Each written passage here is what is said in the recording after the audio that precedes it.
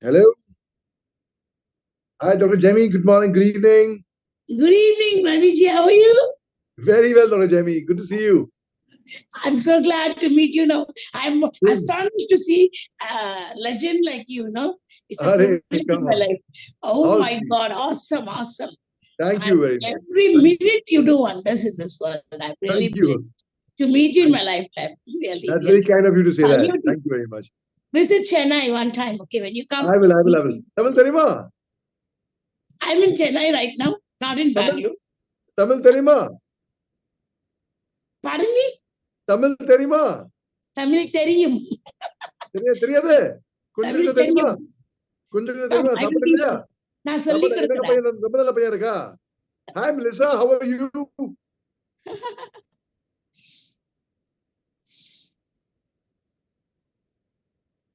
I'll just log in, try logging in. Melissa, I'll mute and speak.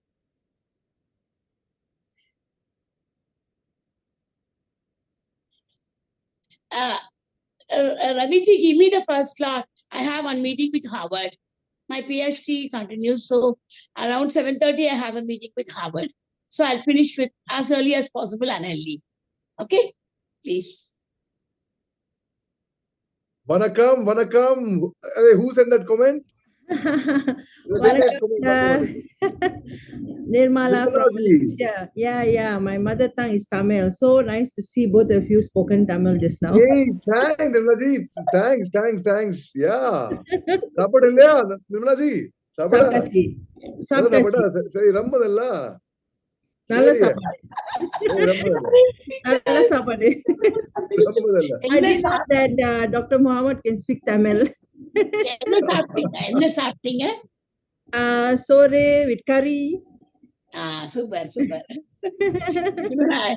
நான் தயிர் சாதம் சாப்பிட்டேன். Oh, that's very nice. Yeah. Curd rice is the best food in the world, right? Exactly. Homemade tairu. Yeah. With pure cow milk.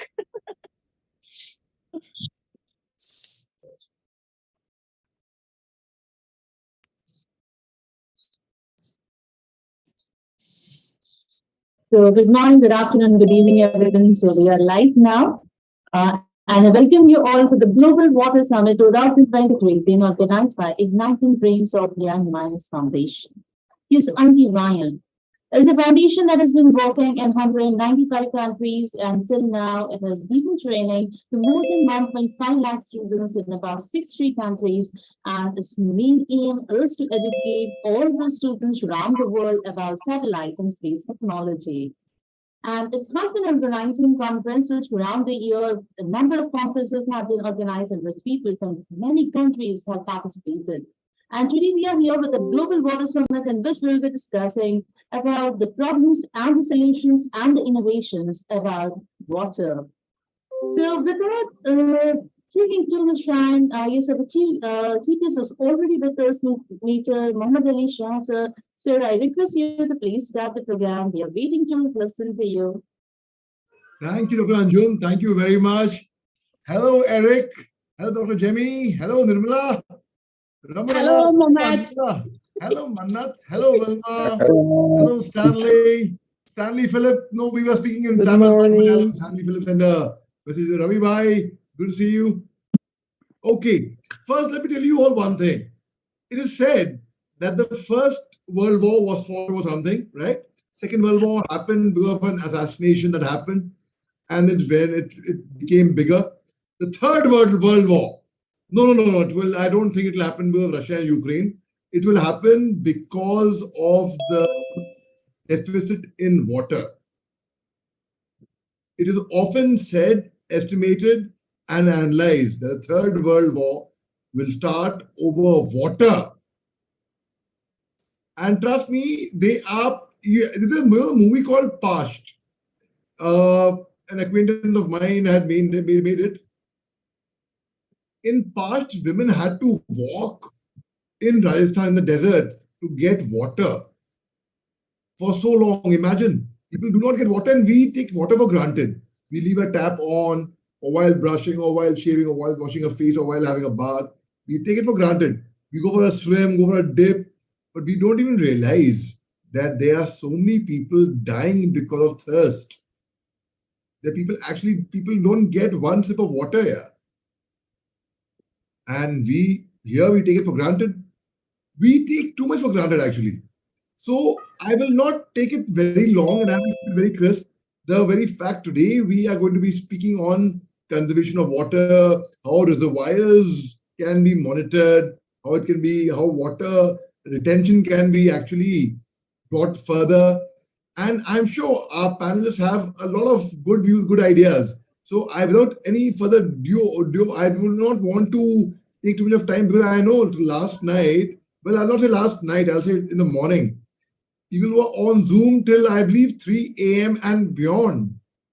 Firstly, it shows the dedication and the devotion and the enthusiasm and the energy of IDYM group. And I thank Ravi Bhai for that, for spearheading in a very, very good manner. And I think I'll end over here by saying that conserve water, just conserve water, because if not for you, you don't know what you will leave behind for your next generation, which you yourself have produced. Thank you very much. Take care. Cheers.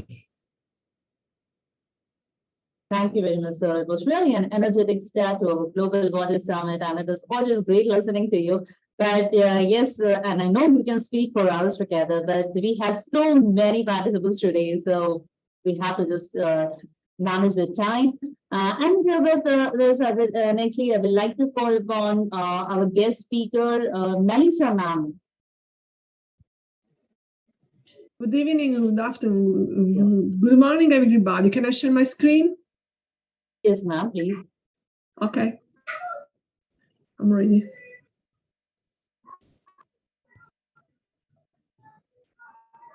Perfect. Water security and innovative water solutions for sustainable growth. Let's begin.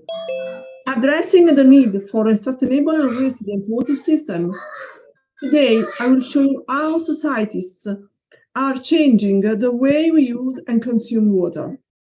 In summary, the world is facing severe water shortages due to climate change and a growing global population.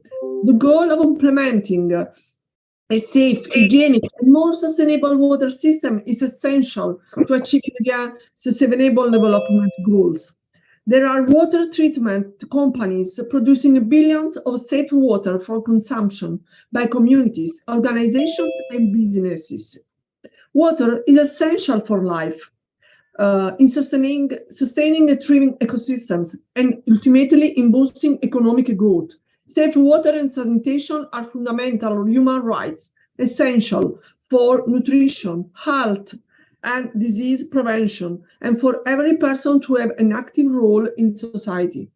Reliable access to purified water is also crucial for the proper functioning of industrial activities, with the safety and sanitation concerns at record levels due to the COVID-19 pandemic. Water disinfection systems must be relied upon to keep products, consumers, and employees safe. Today's water challenges. In 2020, a United Nations report clearly showed that billions of people around the world still alive without safe water and sanitation. From this report, it appears that billion people, equal to 26% of the world's population, did not have a safe drinking water services. 3.6 billion, 46% of the world's population lacked safe managed sanitation. Billion people live in countries with scarce water availability. Climate change is also aggravating the critical issues related to water availability, causing a more extreme and less predictable weather conditions, with repercussions on the availability and distribution of rainfall. As a result, the number of water-scarce regions has increased while shortages have worsened in countries already experiencing water scarcity. In addition, the increased frequencies of floods and droughts threaten to destroy water access points and contaminate water resources. Elsewhere, developed countries face a diverse set of challenges. Pollution of freshwater sources by industrial and agricultural wastes compromises the quality and safety of the water supply, while the use of substances as PFAS, selenium, microplastics, and other emerging contaminants fuels the complexity of water treatment. The growth of the world population has exacerbated these problems, placing greater demands on agricultural, energy production, and industrial sectors. Consequently, the management of water resources has established itself as a key factor in managing global risks related to a number of aspects: global health, migration, inequalities between nations, political instability, and natural disasters. The importance of water resource management is universally recognized. We believe that the presence of high quality and uniformly distributed water supplies is necessary to fuel social environmental development.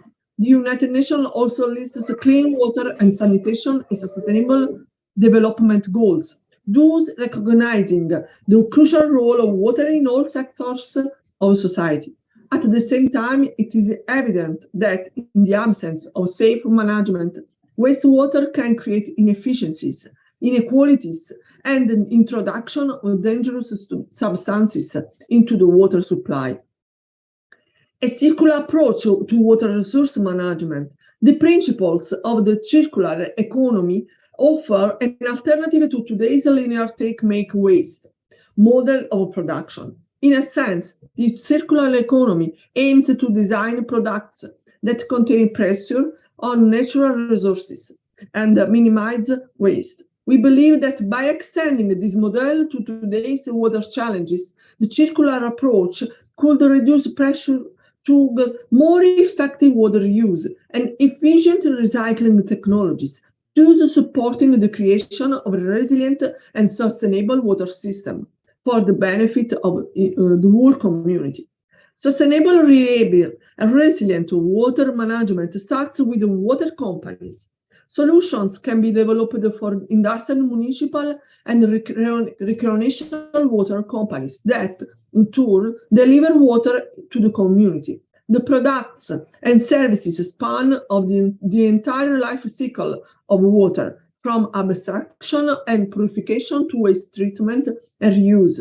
We believe that similar companies can drive change throughout improved efficiency, reuse, and recycling in concert with extending product life where water is needed in the manufacturing process. Focus on purification rather than neutralization. Today's wastewater and drinking water supplies are subject to a number of complex and sometimes even contradictory problems. For example, water treatment has become indispensable for a number of microorganisms that have become tolerant of chlorine, an element traditionally used to clean water. New water contaminants continue to emerge, and such as pesticides used in agricultural and land use, along with the chemicals found of pharmaceuticals.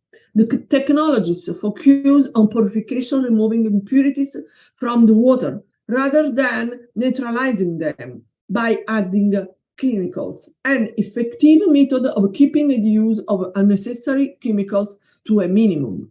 Ultraviolet technology is a chemical-free disinfection technique used to remove organic and inorganic contaminants found in drinking water. In addition to being highly effective at treating a wide variety of microorganisms, including chlorine-resistant bacteria, viruses, and other pathogens, UV technology requires no storage, handling, or transportation of corrosive or toxic chemicals. Importantly, by ensuring the reuse of water, this technology also helps companies achieve their sustainability goals. High-performance technology can help improve the reliability and resilience of water treatment systems without the use of harsh chemicals, while keeping the impact of human activities on the environment to a minimum. Preserve drinking water. Some substances, such as PFAS, are synthetic chemicals used in the production of many everyday products, such as textiles, cosmetics, paints, non-stick kitchen utensils, and even firefighting foams. Notably, these are water-soluble and do not break down easily in the environment. Due to the extensive manufacturing applications affecting FASs, they are usually found in water supplies near industrial facilities. Ongoing scientific research suggests that exposure to high levels of FAS could result in adverse health outcomes, although the wider implications are unclear. In 2020, programs aimed at identifying and removing accumulated FAS in groundwater were supported. The installation of 2 fluid absorption wells systems treats 86 million gallons of water per day, thereby providing clean, healthy drinking water to 2.5 million Southern California Water District customers, who would otherwise they would not have access to clean, sanitized water. Recycled wastewater to produce hydrogen water is an essential component of a large-scale production of hydrogen, an element used in many processes, such as the production of fertilizers, the treatment of metals, and even as a source of fuel. Due to the large volumes of water required, many hydrogen companies are looking for solutions to increase the efficiency of their water consumption. The intent is twofold: to reduce costs for the benefit of its customers and commercial activity within company. In 2015, some companies developed a solution for recycling wastewater streams in the operating process of hydrogen plants. In doing so, the companies were able to save 75 million gallons of water annually by creating efficiency in water-intensive sectors. Companies can close the loop in their water use and these resources in water-scarce areas. Companies can innovate to solve part of the challenges related related to water scarcity, pollutants, and the water implications of climate change. By collecting wastewater, purifying it, and reusing it, some companies can help put humanity on a path towards a more circular and sustainable economy. My speech is ended, and I want to thank you all for listening to me and for inviting me to this important summit about World Water Summit. Thank you again. Thank you very much, ma'am. So, my dear participants, we were listening to Melissa ma'am from Italy, and ma'am, I must say it was a very beautiful presentation. And like you spoke about preserving water, conserving water, saving water. So there was a lot of beautiful messages throughout your presentation. Thank you very much for joining, and thank you for the beautiful presentation. And with this, I would like to perform. We have one more guest of honor present with us, Lieutenant Colonel Stanley John, sir. Hi. Good evening. Yeah. Thank you so very much. And I am very new to the IDYM Foundation. And I really thank the foundation and Ravi for having given me this opportunity. I'm Colonel Stanley John retired from the Indian Army in 2021. And since then in the field of education. And today, distinguished guests, foreign dignitaries, officers from the Army, especially Dr. Major Muhammad Ali Shah. It's such a pleasure to meet all of you and on this platform. And it is really my honor to speak to you today about one of the most pressing issues of our time, water security and innovative water solutions for sustainable growth. I really believe that charity begins at home. And that is the reason I'll concentrate more on India and what are the aspects or what are the actions taken by us, by India towards this particular issue. Ladies and gentlemen, water is an essential resource for life, and yet access to safe and clean water is still a luxury for many people around the world. Climate change, population growth, urbanization, industrialization have put immense pressure on our water resources, leading to water scarcity, water pollution, and water-related conflicts. India is a land of millions, a land of a million needs. Yet, so entangled in the past, as each effort ends as a desert stream that vanishes into the midday heat. Desperation mounts as fatalism permeates the confused minds. When everything seems beyond redemption, India awakes. Water security is not just a matter of human right and social justice, but also a critical factor for the economic growth, environmental sustainability, and global security. Water security is a critical issue that affects human and ecological well-being. As the world population grows, urbanization expands, and climate change exacerbates into water scarcity, it is becoming increasingly essential to adopt innovative water solutions that can meet the diverse needs of people and ecosystems and quality and quantity of water resources, thus promoting sustainable growth. The primary cause of water scarcity is the uneven distribution of water resources across the world. Some regions are water rich, while others are water scarce. The water scarcity challenge is exacerbated by climate change, which is altering rainfall patterns and increasing the frequency of droughts and floods. Additionally, human activities such as deforestation, urbanization, and industrialization are polluting the water resources, and thus reducing water quality and the availability. To address the water scarcity challenge, it is essential to adopt innovative water solutions that promote sustainable growth.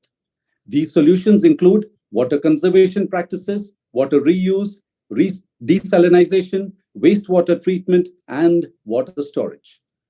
Water conservation practices involve reducing water usage through drip irrigation and crop rotation. Drip irrigation involves delivering water directly to plant roots, reducing water wastage through evaporation and runoff. Crop rotation involves planting different crops in a sequence, allowing the soil to retain moisture and reducing water storage. Water reuse systems involve recycling water for non-potable uses such as toilet flushing and irrigation. Grey water systems collect and treat wastewater from sources such as sinks and showers, making it suitable for non-potable uses. Black water systems collect and treat wastewater from toilets, making it suitable for discharge into the environment. Ladies and gentlemen, I would just bring one example over here and just introduce you to this concept in India called the territorial army, which is also a concept in many parts of the world. As per Para 1 of the Indian Army Act, the Indian Army consists of the regular army, the territorial army, and the reserve forces. The territorial army is a very diversified force because the territorial army consists of a lot of ecological battalions that concentrates on the environmental and ecological security. One such unit is the 136 Infantry Battalion Territorial Army, which is located at Aurangabad, which is raised on 9th December 2017. The army or the government of India has already taken initiatives in water conservation and in various activities like putting water saplings, and this particular unit has got 9,26,000 saplings that were planted at a survival rate of 90%. This ecological battalions, which are raised, are a pioneer in water conservation. It has developed and rejuvenated natural water bodies. It has created water reservoirs and plantation sites called SFT talas. 14 such reservoirs have already been made in Aurangabad, creating a water storage capacity of 125 lakh liters. The wastewater treatment involves treating wastewater to remove contaminants and pollutants, making it safe for discharge into the environment or reuse. I will just quote one example over here before I end my speech. In the western state of Gujarat, the government has implemented an innovative solution to address the problem of water scarcity in the arid region. The solution involves building check dams and percolation tanks to capture and store rainwater. The stored water is then used for irrigation, domestic use, and other purposes. The government has also launched a program to promote the use of drip irrigation, which helps to conserve water and increase crop yields. These innovative solutions have helped to transform the arid region into a model of sustainable water management and they have inspired other regions in India to adopt similar methods. In India, a company called Sarvajal has developed a unique water ATM that dispenses clean drinking water to people in rural areas. The company uses solar-powered filtration systems to purify water and then sells it at affordable prices to people in need. This innovative solution has helped provide clean drinking water to thousands of people. In conclusion, water security and innovative water solutions are critical for achieving sustainable growth and development. We cannot afford to ignore the water scarcity challenge facing us. We need to work together across sectors and borders to promote water governance, invest in water infrastructure, embrace innovative water technologies, and ensure social and environmental inclusion. By doing so, we can create a more water secure and resilient world for all. And moreover, getting back to what Major Dr. Muhammad Ali Shah said, that we need to avoid the Third World War for water. Thank you. Jai Hind. Thank you, sir. That was really a very inspiring talk. You talked about so many innovative solutions. You talked about the solutions that are available, and especially about you talked about the ecological battalion. So that was really something new for us, because we are not from that sector, so we never know. Like army can work in that way. We always think that army is just like you are standing somewhere with guns and always ready for. Very alert every day. We only have that picture most of the time, but that was something new which you talked about. It's really great to hear about. Although the Territorial Army has the infantry aspect, infantry arm, one part of the Territorial Army which is concentrating only on the ecological and the deforestation aspects. Yeah, that's really great to know. Thank you, Ramesh, for this wonderful speech and all the new information that you have given us, and thank you for joining with us. Thank you, ma'am. Thank you so much. And with this, I would like to call upon our next speaker, Dr. Jemmy Sudhakar. Dr. Jemmy Sudhakar, ma'am? I'm here. Yes, ma'am. Good evening, everybody. I'm very grateful for this wonderful opportunity which IDYM has given me. These 2 days, the world has been united together for one purpose, for one good element that's called water. What is this water? Water is a deal maker for the Sustainable Development Goals. The 6th goal of UN says that water should be protected, because water is the one which is going to be protecting our health and prosperity of the entire planet and the people. But our progress on water-related goals and targets remains alarmingly off track. It jeopardizes the entire sustainable development agenda. If you look back and see what's happening in this world around, I don't want to do any prestige. I would like to just talk about water. What is this water? Water is the wonderful element which is keeping us alive. And the water is an amazing thing that's keeping us, helping us to breathe, to be all right.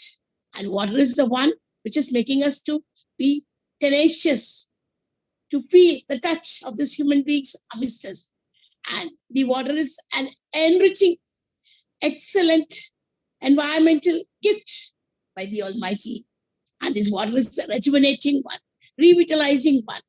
And as human beings, we should just think for a minute. How are we going to keep the water resource splendid for our future generation? I remember one good incident when I visited down south of Kanyakumari. It's far away from my native. I saw a big dam called Tiruparapu. Those dams were built more than 1,000 years. And it's very strong. Our ancestors built a lot of dams to save water. There's no dam built after they all disappeared. They saw water in the dam and rivers and in the good places like falls. We are seeing water in the bottle. What are our future generations going to see? And what is that you and I need to do to have this sustainable development of water? We have to create awareness among people. I don't want to talk about the same thing what has been spoken already. So I'm just skipping away my slide and would like to just talk for a few minutes to make some sustainable developmental action plan to protect the water and to save water. In India, in Tamil Nadu, every house has got rainwater harvesting. If there's no rainwater harvesting, nothing can be done. It's compulsory. How many of us have done it at home? Why can't we do a campaign on rainwater harvesting? And the scarcity of water is splendid. It's abounding. One of the village in Tamil Nadu has a very bad scarcity. Ladies have to walk for 4.5 miles a day to bring 1 pot of water. This is what I read yesterday. What are we going to do? We are going to sustain this water with lot of energy within us. And all of us are not going to fight for water. Just as Mohammed G. Nature said, we are not going to have a third world war for water. We are going to have Third World Peace Summit across the globe to celebrate the water saving effect that we are going to create today. This IDYM has initiated such a wonderful summit. We are going to make actionable plans to protect this water, the water that is prevailing everywhere. We need to bring in a plan, an action plan to connect the world together, connect the entire globe together. We need to create committees across the globe. All educators across the globe are connected here. Why can't we all become representatives and start initiating some action plan to protect the water, to connect rivers, to connect the canals with fresh water, and to save the dying human beings, to create a healthy planet for our future generation to live upon. And we are not going to be alive maybe after 50 or 70 years. What are we going to live on this earth? Can we all start doing that? They're talking about the scarcity of water. When we make use of water, we should all think twice before we waste water, especially when we take bath and shower. We open the tap, we just stand. So much of water gets wasted. All of us will make a goal, a decision today. I will take some water in a bucket, start using it when I need it. Like that, running water in the tap for cleaning vegetables. Every one of us can think of a lot of innovative ideas to protect this water. Thus, water scarcity will be totally avoided, and everywhere people can enjoy the blessings of the earth. Who created this water? From where this water came? Water originated from the earth. And the Mother Earth is so magnanimous to us to give us liberty to use it at any form that we need. It's our decision, it's our mind, it's our motive, it's our mental health, which has to decide how are we going to make the best utility of water, how are we going to sustain the best water on this earth so that it would be helpful for the future generation. I've just put up 2 things here. I'm not going to speak much. And all of us are going to decide that we are going to create this water saving attribute within every student, because students are the future pillars. In schools, we are supposed to have the quotes said everywhere. Save water, save water, save water. I put it in my school everywhere. Save water. When you open the tap, try to close it and never allow your tap to drop down with running water. The running tap causes a great damage. If the water that gets wasted will not be able to save any human beings. Maybe 50 people will die without water in the days to come for the amount of water that we waste. So all of us are going to make oath, water everywhere. That word should be heard. And once again, I would request IDYM to create such kind of platform. So we will unite the globe together. Thank you for the opportunity. Jai Hind. Thank you, Dr. Demi, ma'am. It was really great what you said. We don't want a third world war, but we want to have a world peace summit for water. That is really a great concept put by you. And yes, we need to raise awareness, especially among the students being educators. Yes, if we raise awareness among the educators, I think we can avoid, like you were talking about, when the women have to travel so many kilometers to bring a pot of water. So that should be actually avoided, and we should be having plenty of water around us. So that's a great thing put upon by you. Thank you very much for joining, and thank you for the wonderful concepts put by you. Vanessa, ma'am, are you there? Yes, Vanessa. Yeah, I am sorry. Yeah. So please welcome Vanessa, ma'am from Singapore. She was there even yesterday. Yes, ma'am. Please go ahead. Hi. First, let me apologize. I'm actually sick, but I'm still going to speak. So, very good evening to all of y'all. I'm Vanessa from Singapore. I've been hearing all the talks about water conservation, water conservation, water security, and I believe that we must protect our waters. every day when we drink a glass of water, we should ask ourselves how precious the water we have in our lives. Some countries, people don't have much access to their own water system. Here in Singapore, I would say we are lucky. We are surrounded by water. Our system is top notch. Every house receives water every day. But as a small country, we also export water from our neighbors. And we have been doing that for many excuse me. We have been doing that for many, many years. But we have come to realize that we need to be also self-sustainable. So we have developed desalination plants whereby we recycle water, our water from seawater itself. Right now, we are just recycling this seawater and actually selling to other countries because we are, but at the same time, a small portion is created for us to use. We call it the new water. All this is for our water security in case if one day we are not given any supply of water. And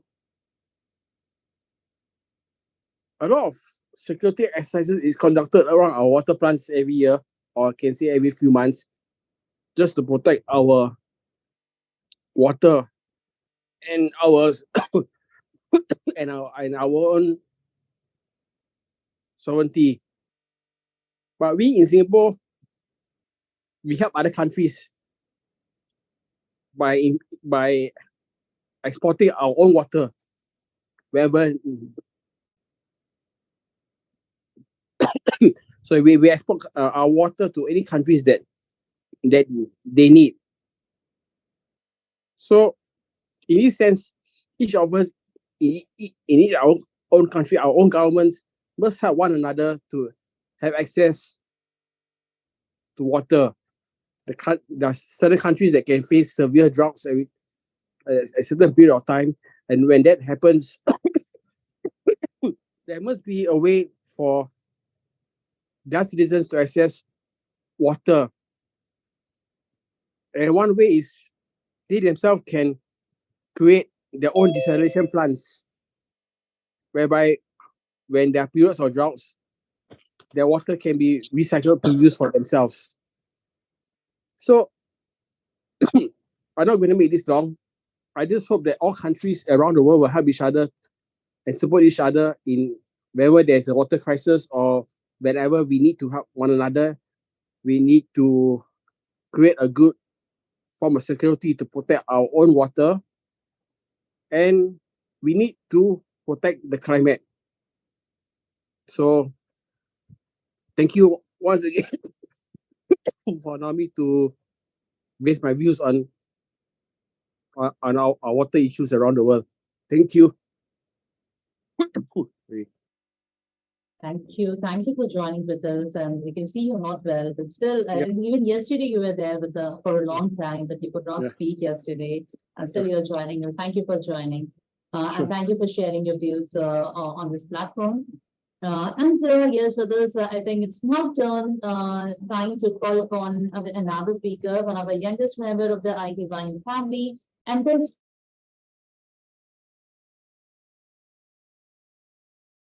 Mannat Uncle Adnija.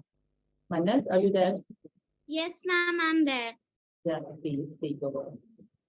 Greetings of the day to all eminent speakers. Myself, Youth Ambassador Manat Pankler Nija. I'm 10 years old. I'm the youngest speaker champion certified TEDx speaker, international storyteller, and published author. With profound respect, I want to extend my sincere gratitude to IDYM and Ravi sir for making me part of Global Water Summit 2023, It's indeed an honor and privilege to be here and discuss about water security, innovative water solutions for sustainable growth. Water is at the core of sustainable growth and is critical for socio-economic development, healthy ecosystems, and for human survival itself. It is vital for reducing the global burden of disease and improving the health, welfare, and productivity of populations. Water is also at the heart of adaptation to climate change, serving as the crucial link between the climate system, human society, and the environment. Water is a finite and irreplaceable resource that is fundamental to human well being. It is not renewable if well managed. Today, more than 1.7 billion people live in river basins where depletion through use exceeds natural recharge, a trend that will see two-thirds of the world's population living in the water-stressed countries by 2025. Water security has emerged as a major theoretical framework in environmental governance and resource management. An insecure supply of clean water and safe access to fresh water and sanitization raises the danger of economic disruption, social tension, and even conflict over water resources at both the domestic and international levels. Water scarcity, aging on inadequate infrastructure, population growth, pollution, more intense and more frequent storms, droughts, and floods. All these pressures are converging to lend urgency to the need to increase global investment in water infrastructures and to develop smart water conservation and management solutions. Water scarcity and pollution are significant global issues that have become more pressing due to the growing population and climate change. Therefore, it is essential to implement new and innovative methods to manage water sustainably, like water harvesting. Water harvesting is the practice of collecting and storing rainwater for later use. This technique has been used for thousands of years, and modern technology has made it more efficient and scalable. Water harvesting can provide a reliable source of water for households, farms, and industries and reduce reliance on groundwater and surface water sources. Water reuse. Water reuse is the practice of treating and using wastewater for various purposes, such as irrigation, industrial processes, and toilet flushing.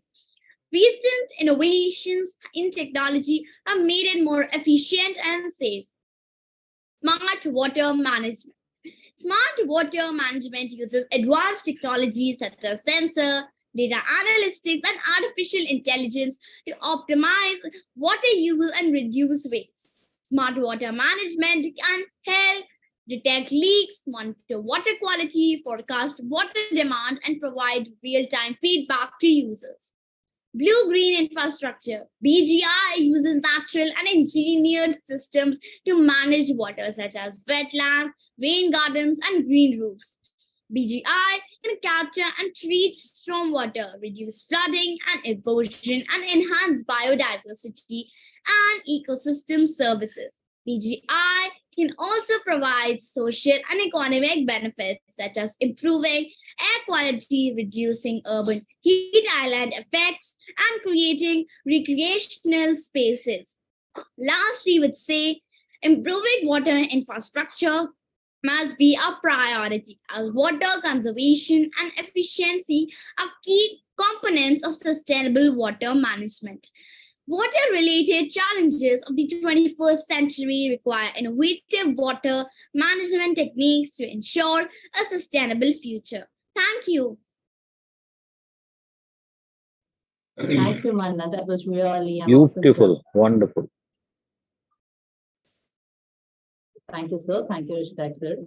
Yes, it was a very beautiful and awesome talk, Manna. And that in 6 young months' time of the so much of ideas, like talking about innovative solutions, talking about how technology is going to have its effect and how technology is going to help in water conservation that we are talking about. That's really great.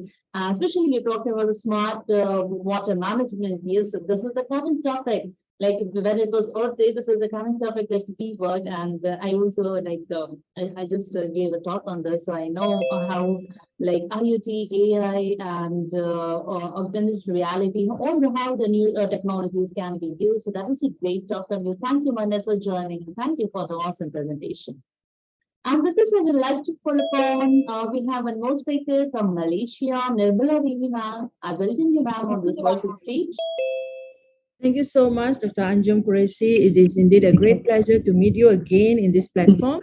And thank you so much to IDYM Foundation for giving me this opportunity again and again. I'm meeting everyone here in water security and innovative water solutions for sustainable growth. Well, just now our eminent speakers, our guest speakers, Dr. Muhammad, Mr. Stanley, Ms. Melissa, Manat, and another educator spoke so well about the sustainability of using the water, and a lot of information had been given.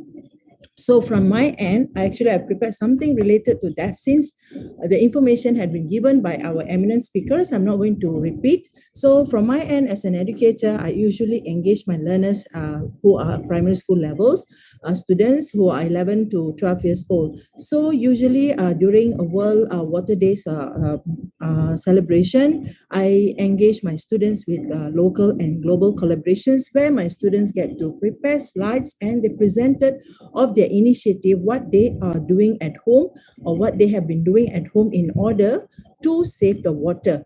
And like what our guest of honor, Mr. Stanley, he mentioned that charity begins at home. I truly agree with that. We need to educate not only our very own children from home, but also our students who are our assets, and they are the generations to carry out the protection of whatever that being spoken just now. Okay, so Dr. Anjum, I'd like to share the slides that done by my students in order to speak about what I've mentioned just now during World Water Day celebration. So may I share screen? Yes. Thank you so much. Okay. All right. So as we all know, let me go to the screen. Okay, it's loading. So as we all know, I'm sorry, hang on a minute. Okay. Can you all see my screen? Yes, ma'am, it is visible. All right. Yes. Okay. Yes, So in order to educate the students, I like to collaborate, not only getting information from them, but also to collaborate globally and locally in order to share the ideas, so much so like sharing ideas will bring more benefits for them to understand, because the young learners, they need to be taught and sure, definitely they are able to do some changes in their lifestyles. Okay, like what had been taught by one of our doctor just now, that in Tamil Nadu, she said a few things that happen in Tamil Nadu, and then a lot of changes that being happen. We have to save the water. All right, so this is one of the collaboration we have done with an Indian educator from India. So as we all know, the theme is World Water Day. So they spoke about what is the theme really mean about, in order to understand and to make sure that they run this kind of campaigns to help one another to save the water. Okay, safe drinking water, sanitation, and hygiene are crucial to human health and well-being. So our speakers, they already spoke about it. So in United Nations is taking action to tackle the global water crisis. Okay, in support of SDGs, that is SDG 6, water and sanitation for all by 2030. And our speaker, one of the speakers mentioned this very clearly. So every year since 1993, World Water Day is celebrated to raise awareness and inspires actions to tackle the water and sanitation crisis. So by doing this, the students are actually learning what is it all about, why do we celebrate this World Water Day, and what are the crises being faced in related to water. At least some knowledge is being imparted for them. Okay, so a lot of people are suffering actually due to water crisis, and a lot of efforts also being taken by the local government and also globally and locally in order to tackle these problems. Okay, so of course there's an urgent need into to accelerate change, to go beyond business as usual, and what the students are actually they hope to solve by taking some actions are to find an SDG Goals 6 charity that they want to support.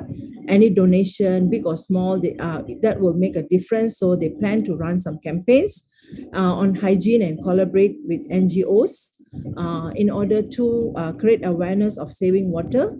And like one of the speakers said, do not overuse water, save the water, conserve water, save rainwater. Okay, organize a cleanup project for rivers and oceans, off the tap while brushing teeth or taking shower, save water by conserving rainwater, as what I mentioned earlier, for watering the plants and washing the compound of the house or the car, stop water pollution. So these are some of the ways actually my students are sharing in global and local platforms in order to save the water. Right. So for me, my students are my assets. They need to understand what is the whole thing about. So once they understand, they are able to practice in their own life at home, then they can do quite a number of other projects related to tackling this water crisis. So from my end, as an educator in an elementary school, these are the small projects I run in order to educate my students. So our eminent speakers, they were talking about what is being done in their own countries and also globally as well. So I'm very thankful for that, for them to say few things about that so that I can directly jump into what are the things that I'm doing in my local setting with my students to educate them. Yeah, that's all from me, ma'am. Thank you so much for giving me this opportunity. Thank you, ma'am. Thank you, Nirmala, ma'am. I'm going to use like always whenever you see in any conference, you just speak about your experiences, especially as an educator, you have been doing a wonderful job with your students. Because yes, we have to start from the students, we have to raise awareness among them, and they are the greatest change maker that we can have with the society. And every time I see you share your experiences, actually when we share our experience, we get more connected with the people than with the data that we get some. It's very easy to get some data nowadays due to this Google and all. But the way you share your experiences, and I must say, you have been really doing a very great job with your students, the different types of projects that you are taking. Thank you very much, Mom, for sharing the projects and also giving your time for us. And thank you so much, ma'am. I will surely convey your information to my students. Yes. All projects are very beautiful that you have been carrying out, and thank you so much, have been doing really doing that. And now it's time to call upon to invite another speaker. Yes, one more eminent speaker from Malawi, Dr. Emmanuel. I can see Dr. Emmanuel, sir, please. Yes, yes, thank you very much. Thank you very much. I'm very grateful to have this opportunity to take part in this this summit, where we are looking into the importance of water. I will talk much about water, more especially the situation in Africa and also in my country, Malawi. In Malawi and Africa, water is very scarce. Water is not locally found, and you cannot find the boreholes everywhere. Women, they walk almost 15 kilometers just to get water. Early in the morning, they walk out early in the morning, looking for water, going to search for water. They may come back maybe after 5 hours since morning. And this has led to a number of challenges that are happening now. One, now these women are losing their families. What is happening is that once a woman has gone away to look for water, she takes maybe 3 to 4 hours before she comes back. And then the husband says, where have you been? Have you been at the borehole or at the well or at the river? No. I don't trust you. Maybe you have been with someone else somewhere. So as the result, these women are losing their marriages. Marriages are breaking. And also, the other issue is that the children themselves, they are supposed to get early in the morning and prepare themselves to go to school. But instead of preparing themselves to go to school, what they do is waking up early in the morning around 4 o'clock or around 3 o'clock, going to look for water. Then they come back very late. Once they get to school, then the teacher will ask them, where have you been? Your fellow students are already in class. So can you join us tomorrow? Because you are late. You can't join them now. Although they are being punished. They are given some punishment at school. Why? Because they are looking for water.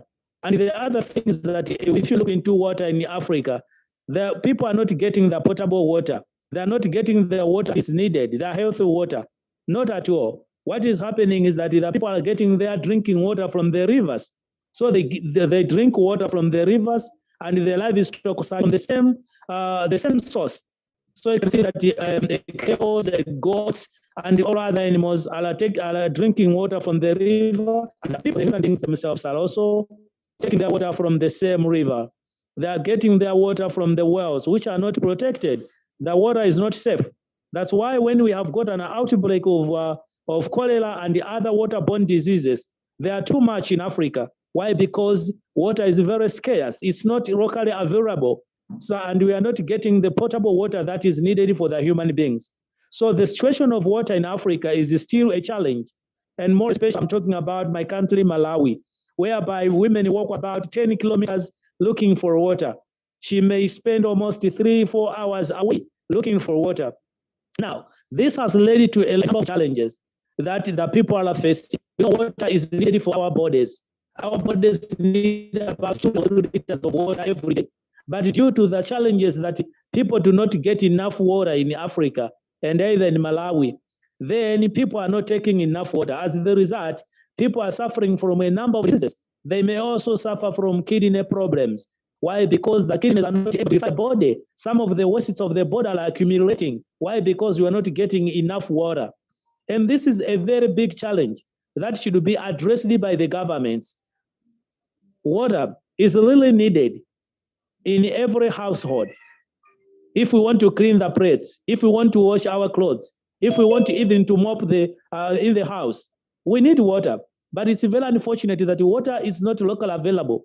We are trying our best here in Africa, either here in Malawi, to make sure that maybe the boreholes are found everywhere. But due to the lack of enough resources, this has not been achieved until now. We have seen our young girls being raped because they are walking long distances from their houses looking for water. As they are walking such long distances, they are easily raped by other people.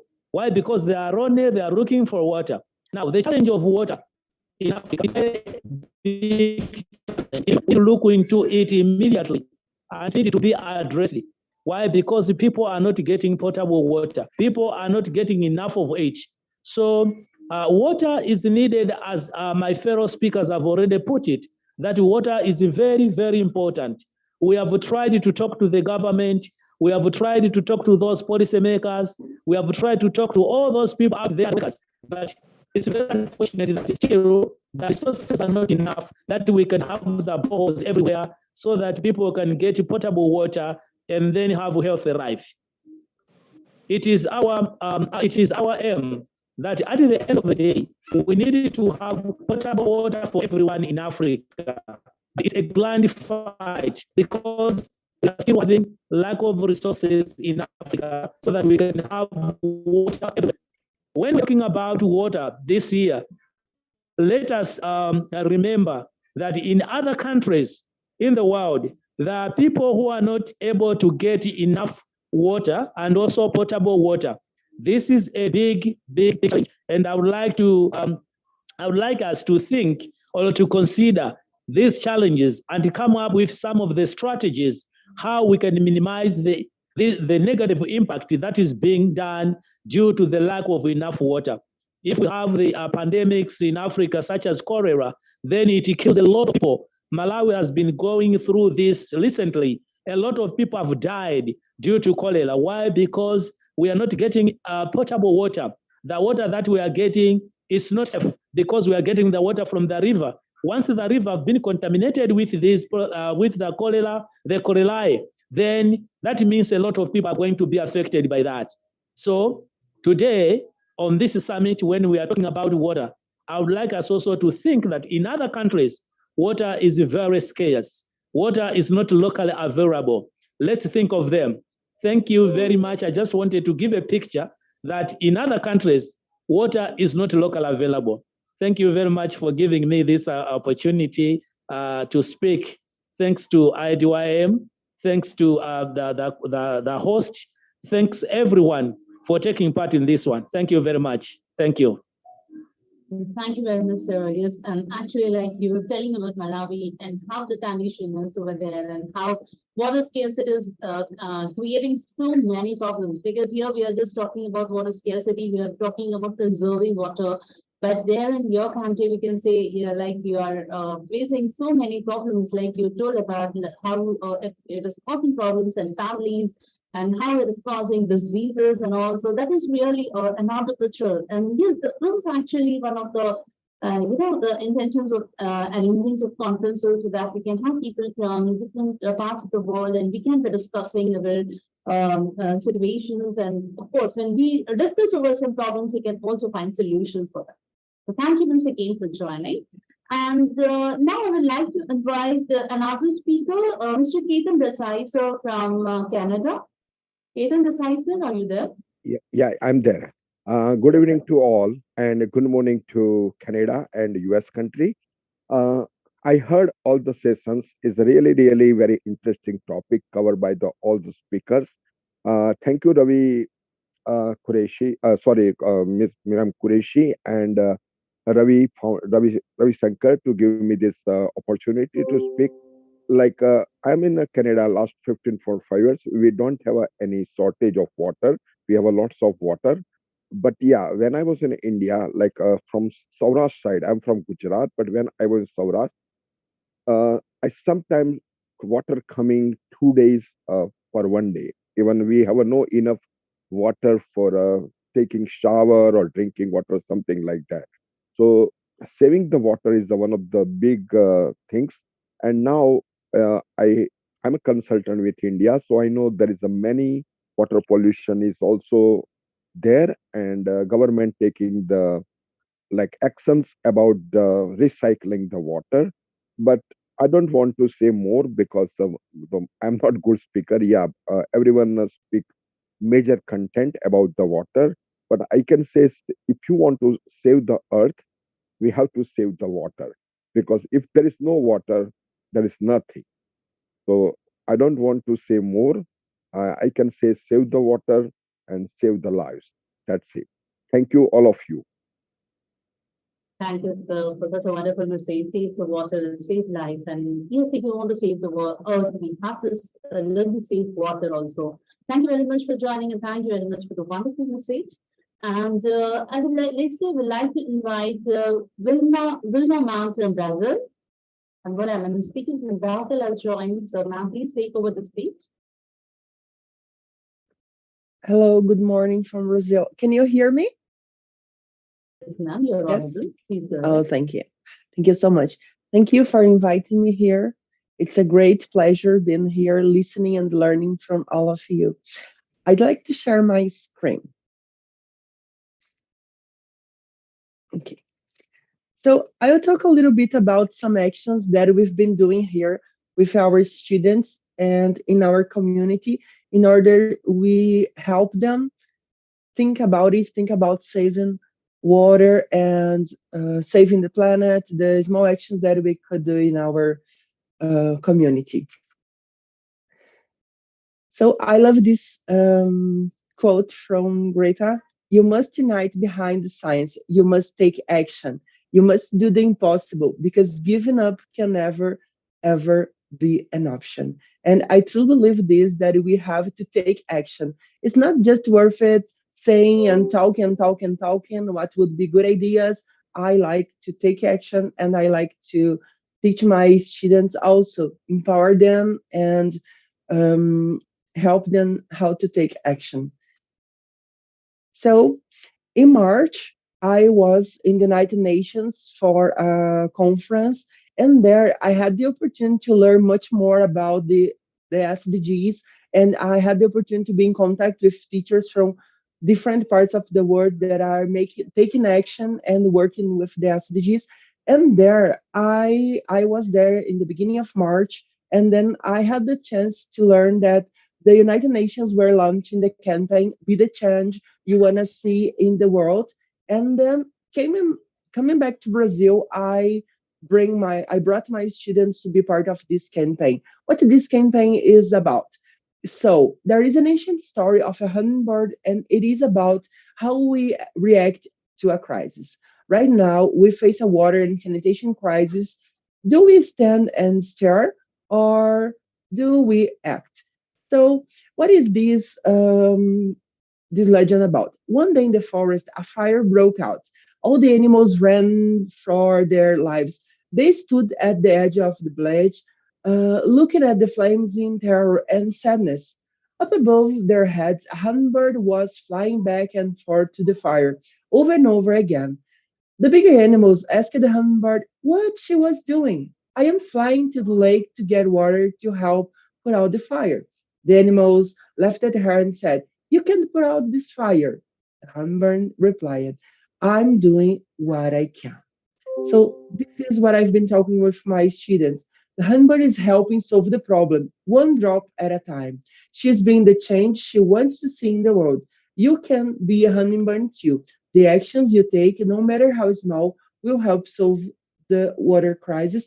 So we were working with campaign with our students, talking with them about the importance of taking shower baths, about closing the tap while they are brushing their teeth, while they could talk with their parents when they are washing their cars to save water, and the small actions that they could do every day in their homes, separating the trash and these kind of things. So we were part of this campaign, and as it was a United Nations campaign and we were taking part on it, then all the ones who were part in the campaign could be part of this world's largest lesson, and it was one of the greatest idea. And all the teachers around the world that are taking actions, they can be into this page.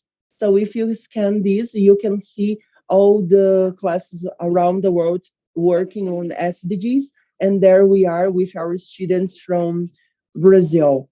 Here then the activities that we are doing, and I'm sorry, here.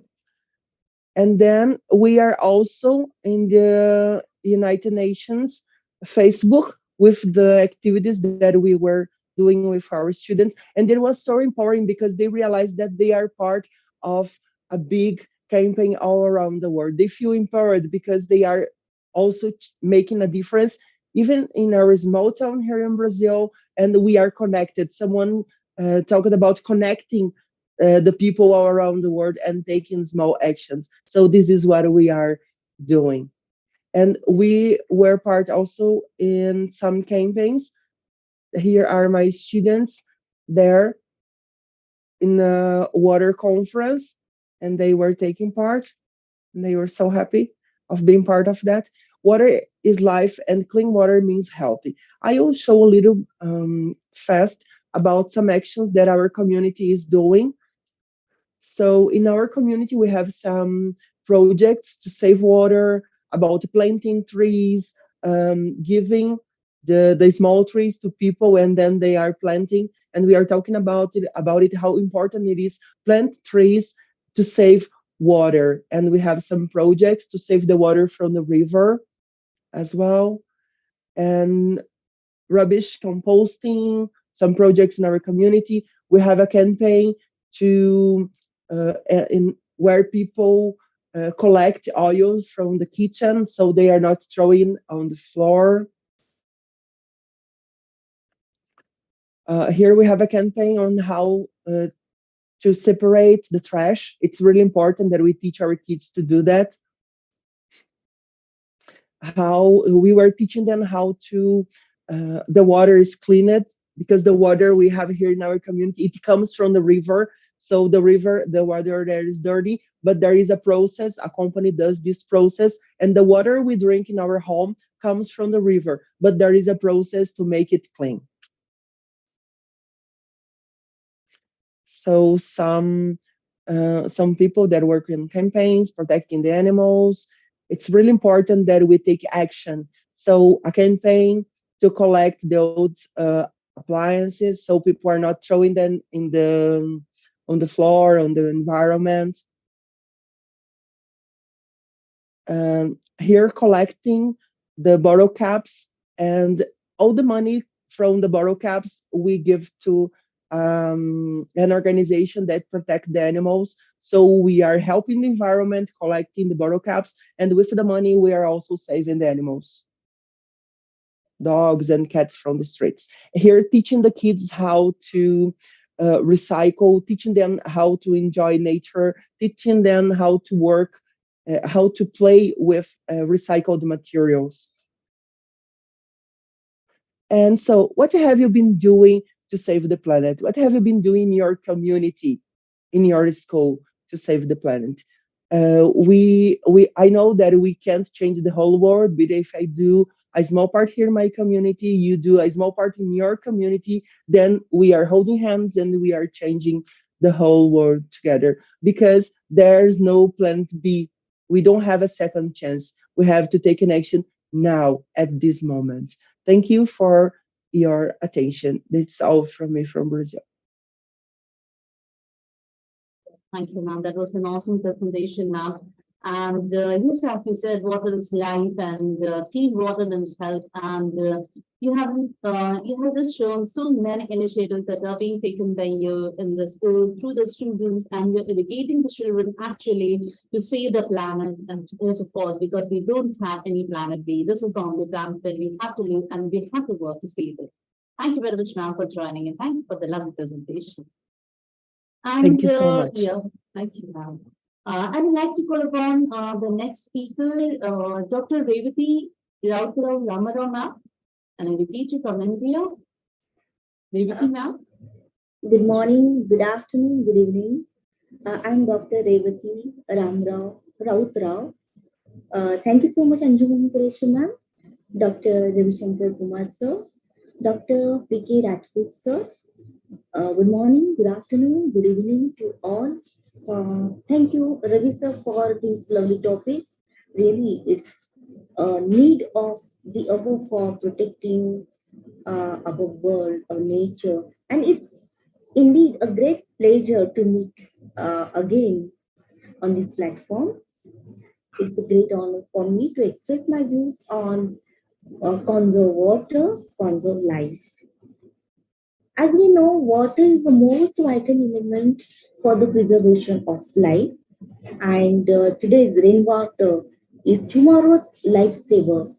Water is life, and water consumption in fast-growing developing economies is increasing at a very fast rate. So, growth of an economy is largely dependent on the resource availability. Water is essential for life. Water is the basic necessity for the functioning of all life forms that exist on the world, and it also exists on the earth. So it is safe to say that water is the reason behind Earth being the only planet to support life.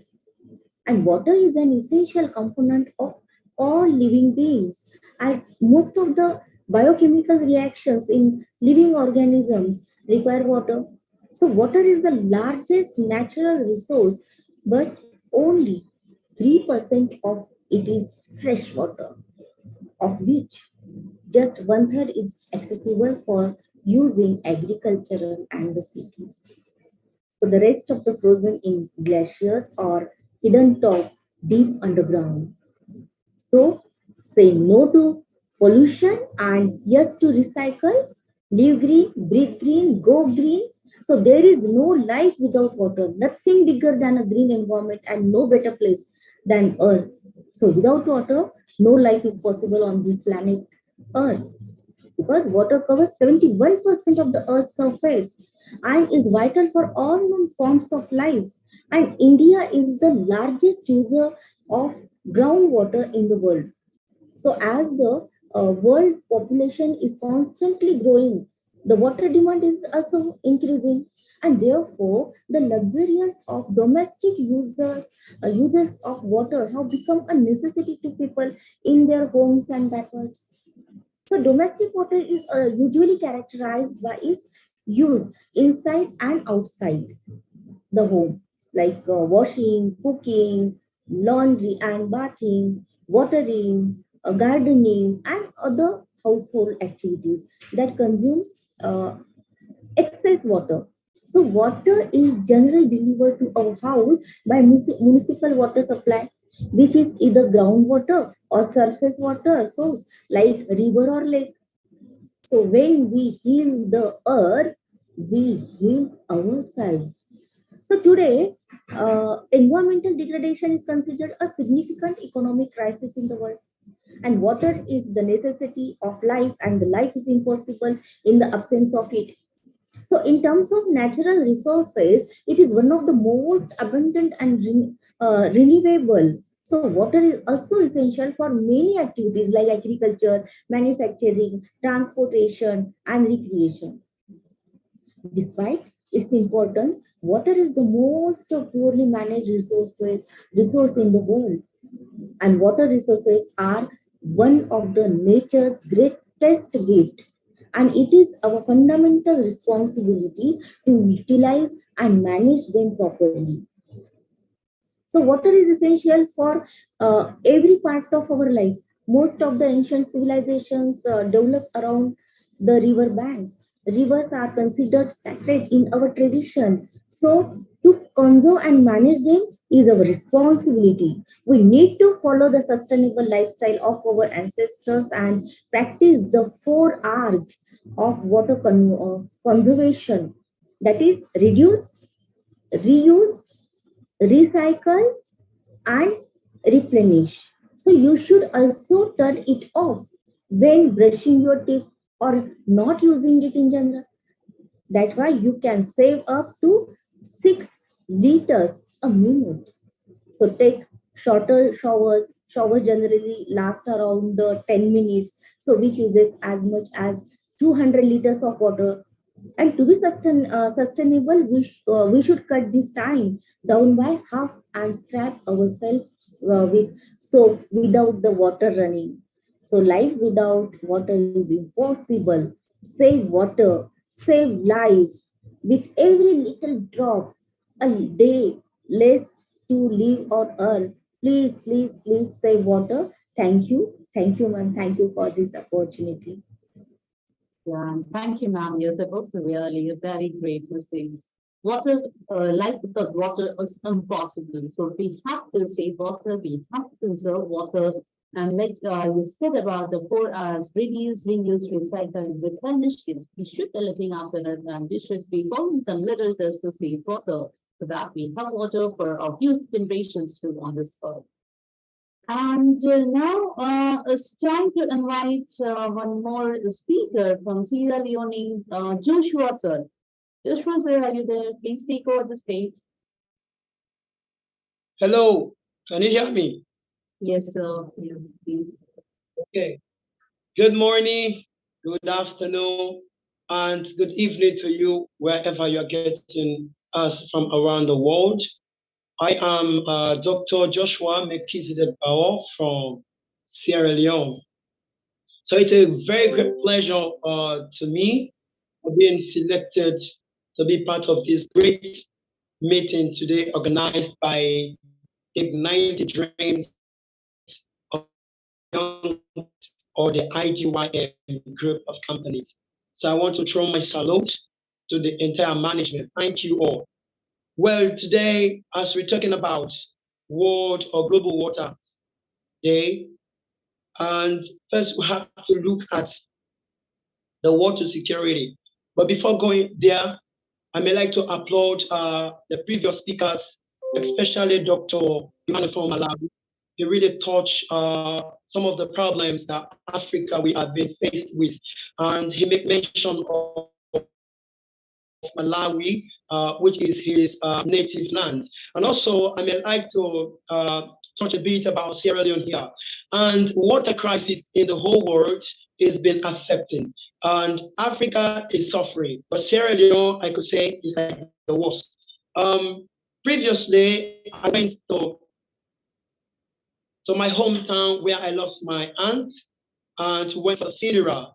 But surprisingly, there was not a single safe drinking water in the community. So everybody depends upon the water that comes from the stream and the use of drinking it. And when I was in the place, I'd say, oh no, this is not a safe drinking water for anyone. So what happened? I had to teach the community about safe drinking water. That water that you drink should be pure, should be secured, and should be purified. That since that is what they have been used to for so many years, so to convince them, they have to be very, very strong, because this is what they believe, that the water is pure, is secured, and even purified for them. But as for me, because of the love I have for them, I attempt to drink the water, and guess what happened? 2 days, I got dysentery until I had to go on medication to recover from the disease I got from it. So I have to try all my level best to go to the next town so that I will get a pure drinking water. So I'm bringing this one up to know that World Water Day should be significant and more importantly, all angles. We have to start it first from our rural areas, which is the villages, our communities, the cities, and we take it level. Could you imagine as I was doing a strong workout, what happened? I saw some ladies, especially between the age of 16, 17, 18, and 19 years, they are all having water, moving from a very, very, very far distance to fetch a water. And guess what happened again? The water they carry on their head in the bucket also wasn't covered. So it means it is still not secure or safe until we have to reach out to these people and tell them some of the dangers of exposing waters like that before taking it to drink. Now let's come back to what we are saying. Our thing is water security as a solution for sustainable development or growth. Now, we talk about water security, and it is the state of having reliable access to a sufficient quality of clean water, and more work needed to be done to tackle poor water security in many other communities.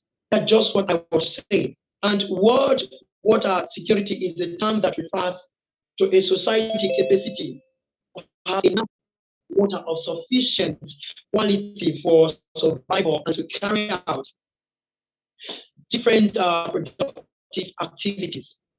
Therefore, a society with water security is in a position to reduce poverty and improve living standards. Now, the innovative water treatment solution, including groundwater, processed water, acid mine drainage, pit water, and tailings for reuse or discharge. Now let's look at mine water treatment. The mine water treatment is a complex process. The mining industry uses a significant amount of water for transporting and processing ores with water commonly sourced from rivers, lakes, bores, or pipelines. Water quality is highly important on mine sites, with different processing cycles often requiring different water quantity to achieve the desired performance and strict quality requirements imposed by environmental agencies across the globe for discharge or disposal. Also, increased water availability through high recovery water treatment or additional recycling are often key elements of water security for mines. Here in Sierra Leone, there are many agencies responsible for mine water, we have the main one which was selected or set up by the government of Sierra Leone, which is called the Sierra Leone Water Company or the SALWACO, which has experience helping clients with the range of mine water goals,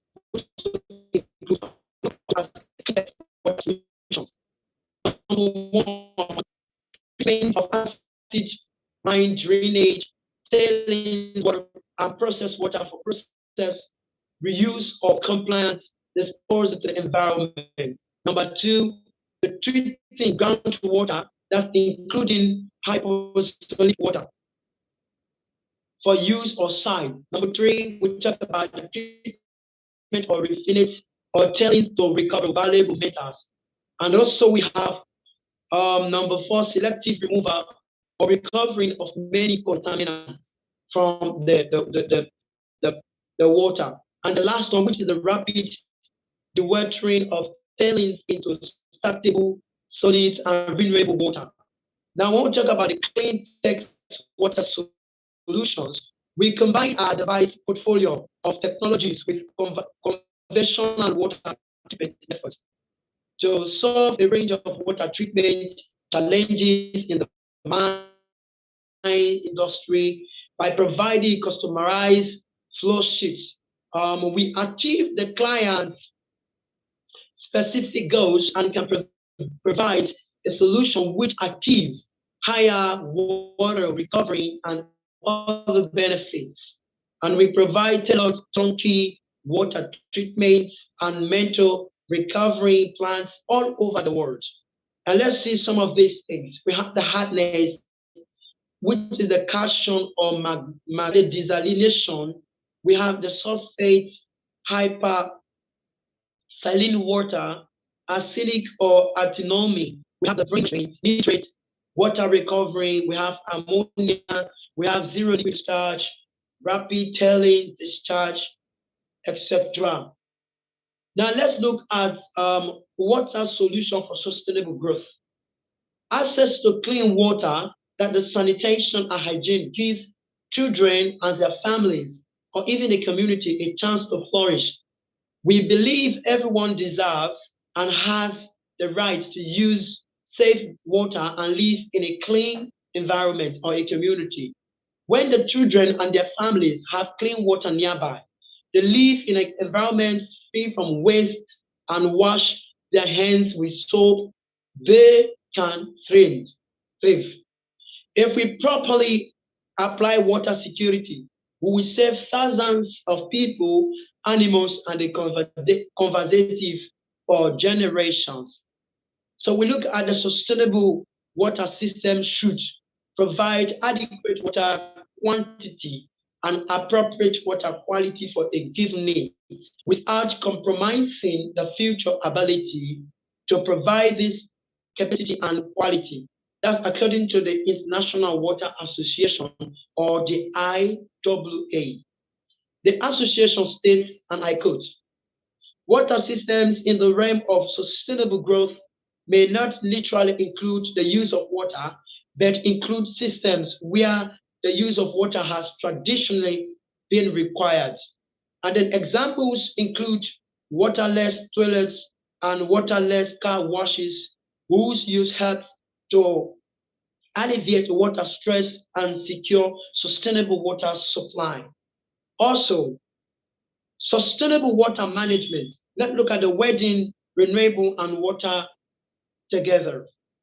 One development is renewable powered water systems, especially solar powered desalination. It ties in with a goal set for 20% of new desalination plants to be powered by renewables between 2020 and 2025, which 3 years is away from it, and that we now have 2 more years to go. which is by the International Desalination Association, IDA, which is a global clean water desalination association. By bringing together renewable and desalination technologies, it has been seen as a vital combination to reduce the desalination carbon footprints in the short term. To date, there have been several small-scale trials across the Middle East, Spain, and India, bringing together concentrated solar power, which the CSP, and seawater desalination. The challenge has been to scale up the size of the operation and make it fully independent without access to grid power as a backup when the sun isn't shining. For example, currently many development reverts to grid power during the night time to the right time to ensure continuous operation. Also, there is a notable case study in development which has been in Saudi Arabia worth mentioning before concluding. In February, engineering from Metito announced it had secured a contract with a King Abdullah Economic City, which is the KAEC or the KAEC, to construct a seawater desalination plant powered by solar energy, valued at Saudi Arabia's money, which is 220,404,144, which is equivalent to 58.7 million United States dollars. The desalination plant will start with a capacity to produce 30,000 meter per day of drinking water, expandable to 60,000. And this project was in 2002 as it was signed by the Saudi government. Now, in conclusion, we need to manage the waters that we have. We need to safeguard it. We need to secure all these waters that we have been using. And also, for me to conclude, listen and take this slogan or this quote from me. Be the channel of change for protecting safe drinking water, everyone, everywhere. Thank you very much. I am Joshua Melchizedek Power. Thank you very much, IDYM, for this privilege and opportunity. Thank you.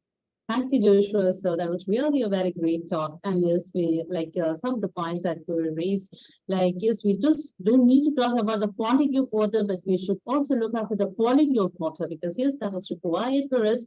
Thank you very much once again. And with this, I would like to call upon the next speaker, but just a small announcement for the speakers that we have many speakers today who are still waiting for their turn. So please, we have using the time limits 5 to 10 minutes. So please maintain the time limits so that everyone gets a chance to speak.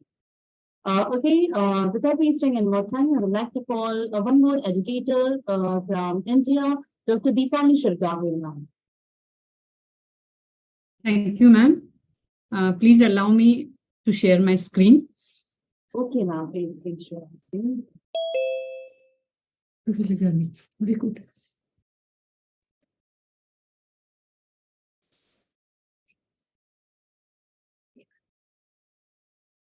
Is it visible, ma'am? Ma'am, it is visible. Yes, 1 minute. 1 minute.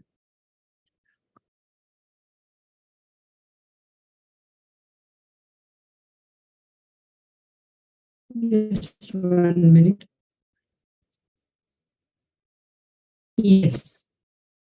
So first of all, I would like to thank you, IDYM team, Mr. Ravi Shankar sir and Dr. Anjum for giving me this opportunity. Now, we all know water is an essential resource for all life on earth. It is vital for agriculture industry and domestic use. However, water scarcity has become significant concern in India. To address these challenges, innovative water solutions are needed to ensure sustainable growth in India. These solutions must be practical, cost-effective, and environment-friendly. In many parts of the world, ma'am, is it my slides are visible? Yes, ma'am. The slides are visible, but they're not in the full screen mode. Put it in the just presentation one mode minute. if it's okay for you, otherwise you can continue. The slides are seen. Not an issue. Okay, just 1 minute.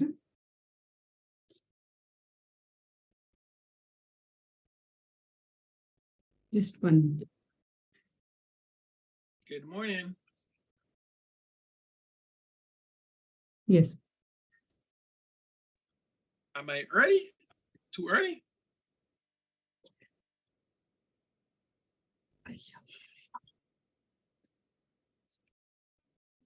Yes, ma'am. Please continue. Yes, yes. Now, is it visible, ma'am?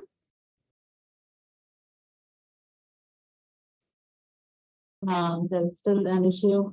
Or else, ma'am, you can put, yeah, now it's okay, ma'am. Now it's okay. Okay, so to address these challenges, innovative water solutions are needed to ensure sustainable growth in India.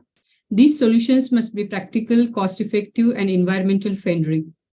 In many parts of the world, water scarcity is a growing problem. Climate change, population growth, and unsustainable water use are exacerbating this issue. To address this problem, innovative water solutions are essential for sustainable growth. And one of the key solutions to water scarcity is water conservation. We need to ensure that we use water efficiently and reduce wastage. We can do this by implementing water-saving technologies in agriculture, industry, and household. Rainwater harvesting, grey water reuse, and drip irrigations are some of the effective ways. Now here, I would like to give a few innovative water solutions which are used throughout the worldwide. First one is the solar powered water filtration.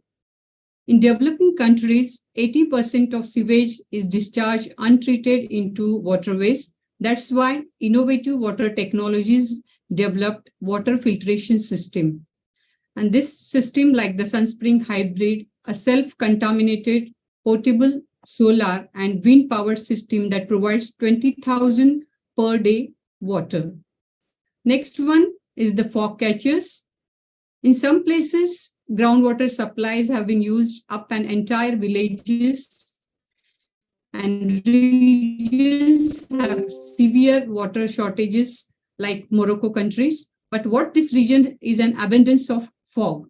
And that's why they have installed these fog collections on the slopes of Mount Botmazigia.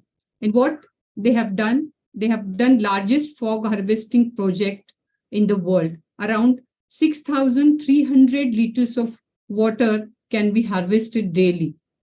And the process is not complicated. The mist is caught as it passes through a wave of large vertical nets and trickles into collection system where it is filtered and mixed with groundwater.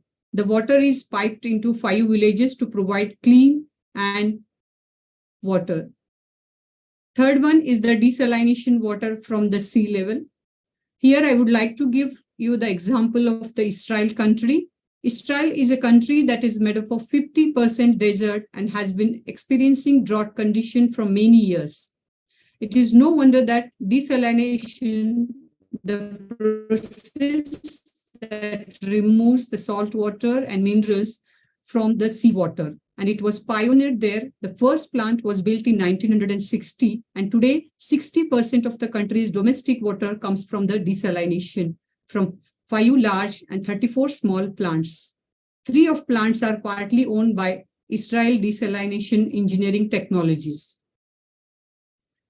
Fourth one that is very useful, the drinkable book. This is the non-profit Water is Life in partnership with researchers at Carnegie Mellon created an education and water filtration tool in the form of a drinkable book. Every page contains basic water and sanitization advice that is printed on scientific copy filter paper and that can be used to purify water and reduce 99.9% of bacteria. So each book distributed in Ghana, Kenya, Ethiopia, and Haiti can provide clean water for 4 years for a single person. Next one, water innovative solution is water from air zero mass water. This startup zero mass water uses in the solar power to create enough clean drinking water for 2 to 3 people, or roughly we can say 10 liters a day. This technology, called the source of hydro panel, runs on a pretty simple premises, and solar energy hits a sponge like a material to create a condensation that is collected in a 30-liter reservoir, and the water is filtered and minerals are added to improve the taste of the water. Zero Mass is partnering with NGOs worldwide to provide clean and safe drinking water. The Life Straw. This is the portable drinking straw was created by WestGod, a global company innovating solutions that contributed to a healthier and more sustainable world. And it filters dirty, unsafe water to make it safe to drink. This straw, Life Straw, purifies a minimum 1,000 liters of water and removes 99.9% of bacteria and parasites through a unique filtration system. There are also high-capacity water purifiers for emergency preparedness and emergency responses team. So before concluding this presentation, I would like to urge to all the viewers, we should conserve water, we should save the water. As we know, if there is no water, there is no life. Thank you. Yes, thank you, ma'am. Yes, of course, if there is no water, there will be no life. And you have come up with so many innovative solutions that are being used around the world to save water and conserve water. Thank you for joining with us and also for the wonderful presentation that you gave and wonderful innovative solution that you discussed in your presentation. And now I take this opportunity to call upon another speaker, Dr. Surya Banu from India. Very good evening. This is Professor Dr. Surya Banu from Chhattisgarh, India. Today the topic is water security and innovative water solution for sustainable growth.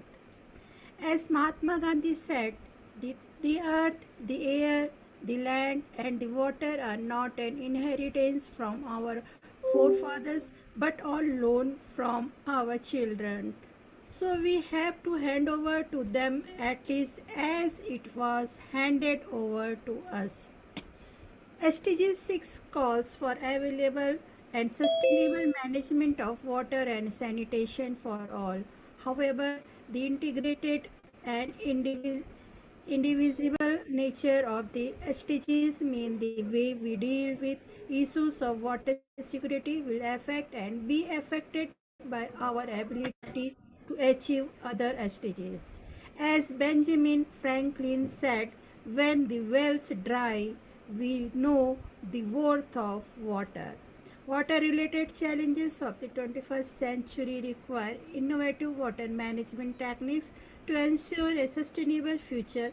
The techniques include water harvesting, desalination, and renewable energy, water reuse, smart water management, each of which has the potential to transform the way we manage water.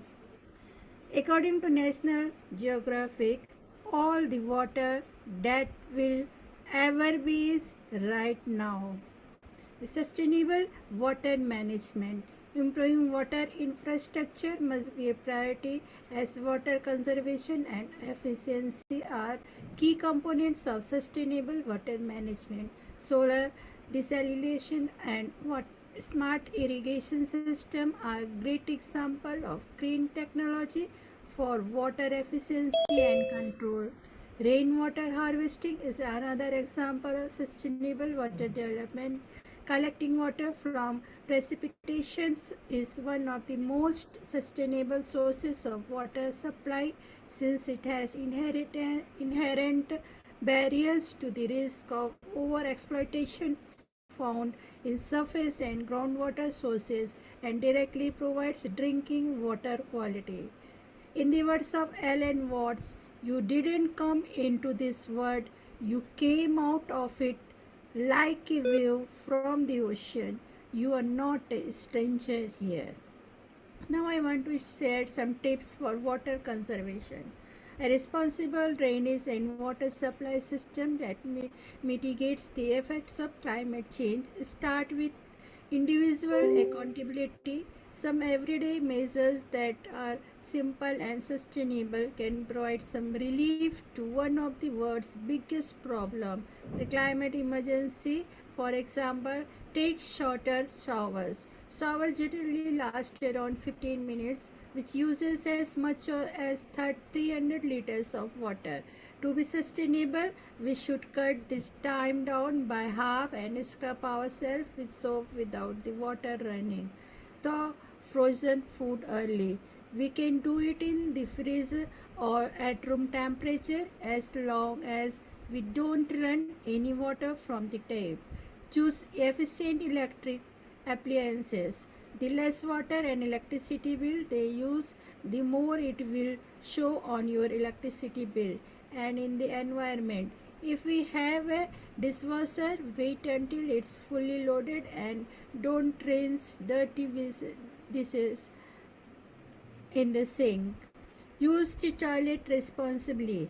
Don't toss in wet wipes and other non-degradable things. We should also prefer a dual-flush toilet to regulate the amount of water. Tend our plants or garden at night. This will help us save up to 30% of the water that would otherwise evaporate in the morning or the afternoon. Use a water saving device for the tap. If our household fixtures are up to date, consider using things like a flow limiter or flow switch. We should also turn it off when brushing our teeth or not using it in general. That way we can save up to 6 liters a minute. Check our toilet for leaks. Put a plastic bottle in our toilet tank. Fill up the washing up bowl. Fixing leakage taps is an easy fix for reducing our water footprint. In the words of H. Auden, thousands have lived without love, not one without water. Now I conclude, water is vital for life. Clean, fresh water is necessary for drinking and sanitation, providing for our crops, livestock, and industry, and creating and sustaining the ecosystems on which all life depends. Water, a resource so basic to life, is one of the world's biggest problems. Thoughtless use and poor management make it one of the world's primary sources of pollution. 80% of the wastewater from human use goes back into nature untreated. That's why water is fundamental to the United Nations Sustainable Development Goal on clean water and sanitation. According to United Nations, if we limit global warming to 1.5 degrees centigrade above pre-industrial levels, drought rates would fall 50%. At last, I want to share Knight's words said by Albert S. Georgi. Water is life's matter and matrix, mother and medium. There is no life without water. Thank you, madam. Thank you for giving me such a beautiful opportunity. Thanks a lot. Yes, ma'am, as said by you, there is no life without water, and this was just a beautiful talk. And yes, of course, ma'am, when we talk so much about saving water, conserving water, this is actually some of the habits that we have to develop in our daily life, which can help. We talk so many things, but just from home, if we start, we can really contribute to save water. So thank you very much, ma'am, once again. And I would like to call upon the next speaker, Laura Sensia, ma'am, from Romania. Laura? Good morning, good afternoon, good evening. I am Laura Stanciu, an educator from Romania, and I am truly honored to be here today among so many respected speakers. I wish to thank IDYM for giving me this opportunity to share my views in the Global Water Summit 2023, Water Security and Innovative Water Solution for Sustainable Growth. And I would like to congratulate the previous speakers for bringing to our attention how important water is for all of us and for emphasizing how lack of water can affect different aspects of our lives. Indeed, water is essential for the survival of humankind. Next to air, water is the most important element for the preservation of life. Water is a finite commodity, which, if it is not managed properly, will result in shortages. And in the near future, might bring us to very catastrophic consequences. Us humans depend on the tiny bit available of fresh water. And this is an essential natural resource for all life, not just ours, but all the life that exists on this planet. And we don't just use water for drinking. We use it for washing, for cleaning, to produce everything from the food that we eat to crops and even to clothes. Crop production, including feeding our livestock and biofuels, is putting a great strain on freshwater supplies. Water is the most remarkable substance on Earth, and our bodies are made of about 2/3 water and require water to live. Life as we know it could not have evolved without water, and of course, when there is none of it, life disappears. Droughts cause famine and floods cause death and disease. The demand for water is primarily dictated by the world's rising population, and it is affected by climate change. This means that we need to conserve water because water conservation can go a long way to help alleviate these impending shortages. Global access to safe water, adequate sanitation, and proper hygiene education can reduce illness and death from disease. Proper water and sanitation is a key foundation for achieving the SDGs, including good health. By managing our water sustainably, we are also able to better manage our production of food and energy and contribute to decent work and economic growth. Moreover, we can preserve our water ecosystems, their biodiversity, and take action on climate change. Worldwide, more than 2 million people die every year from diseases connected with lack of clean water or lack of water altogether. Poor hygiene and unsafe water are responsible for nearly 90% of these deaths and mostly affect children. It is imperative that we use water efficiently and that we stop water pollution because the life of human and every other life forms on this planet depends on this precious resource and how we are able to manage it. In our school, we had a project in collaboration with other schools from 5 different countries. It was called Water Footprint, and through it, we learned how important water is for communities, how most human settlements were formed around a body of water, and the connection between water and biodiversity.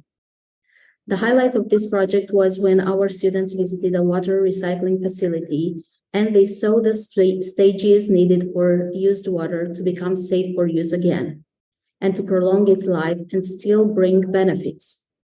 This water was filtered through a three-stage process and thus purified so that it could be used again for watering plants and being returned to nature.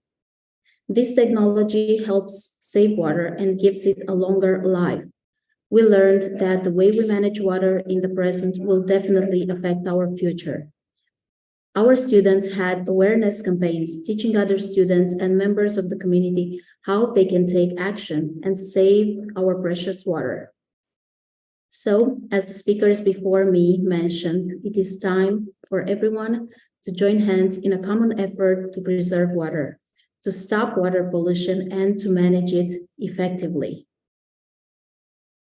Thank you so much. That is all from me. Greetings from Romania.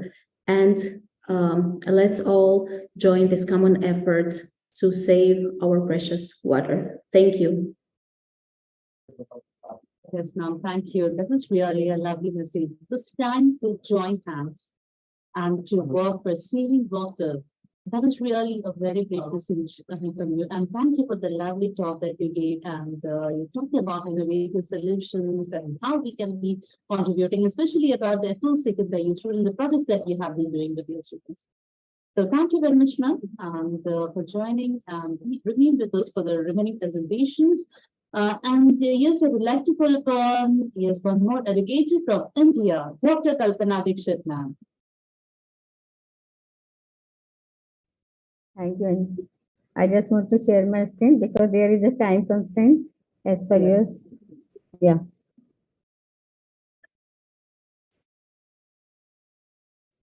Good evening, everyone. My screen is visible to you all?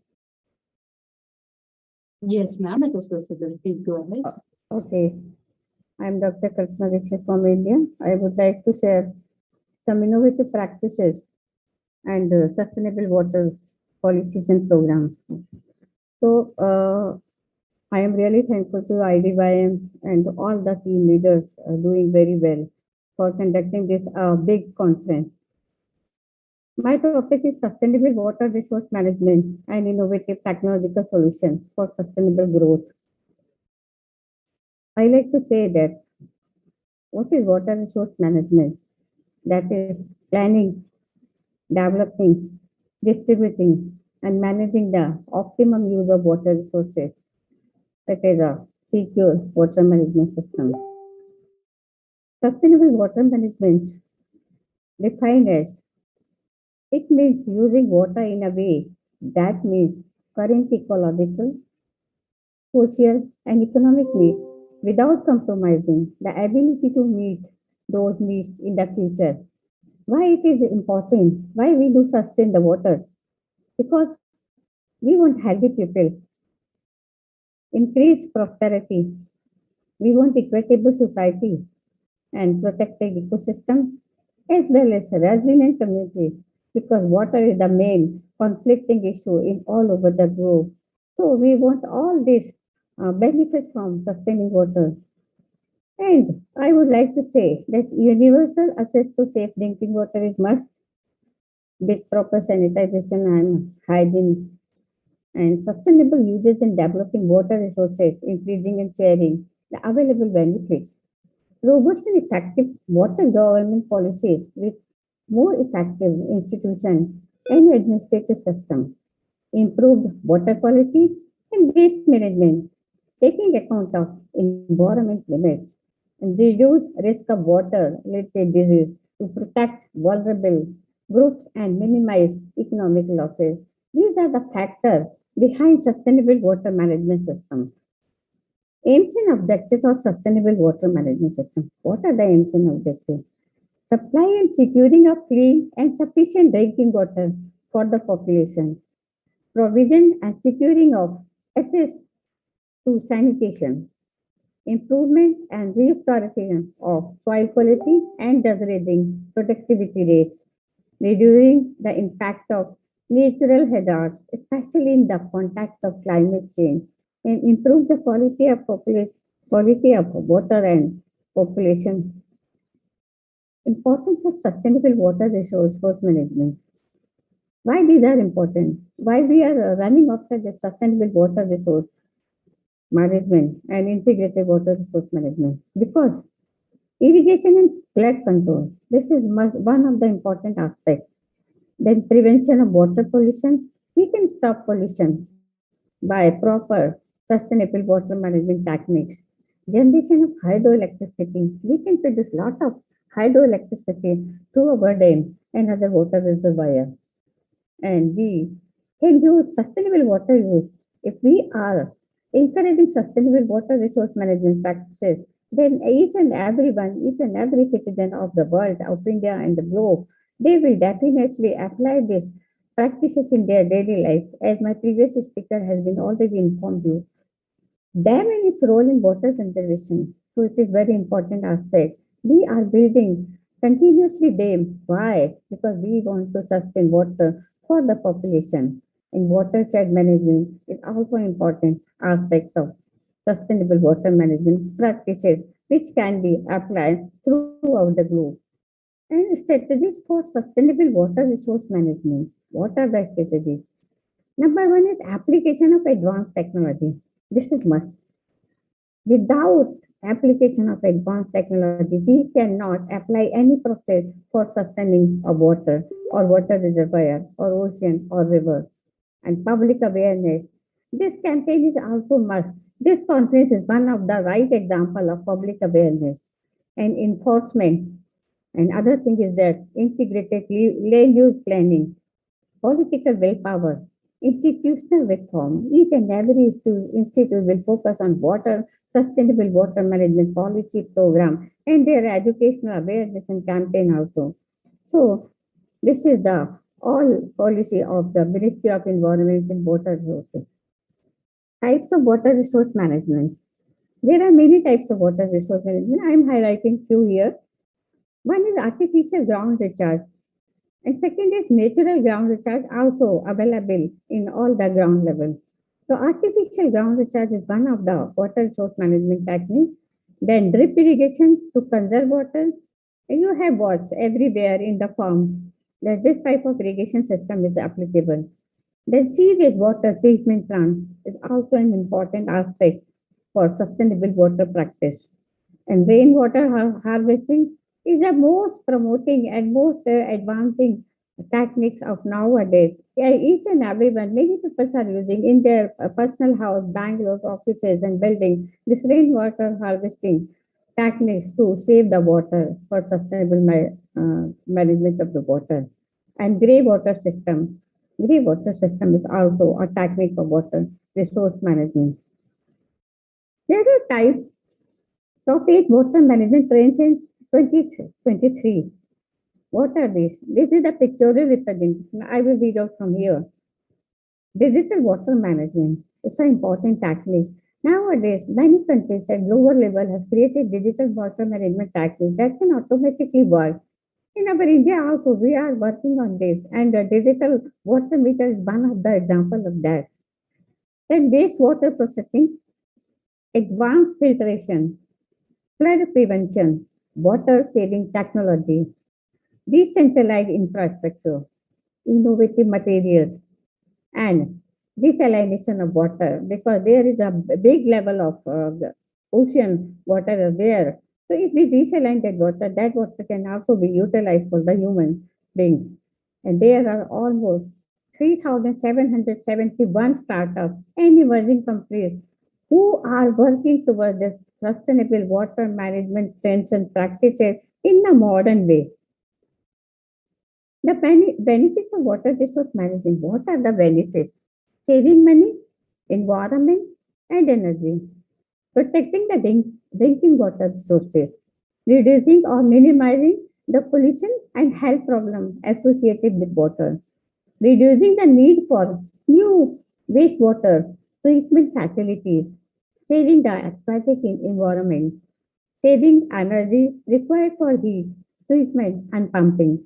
Contingencies that are helpful during emergency cases, drought, wildfire, water contamination, or mechanical factor.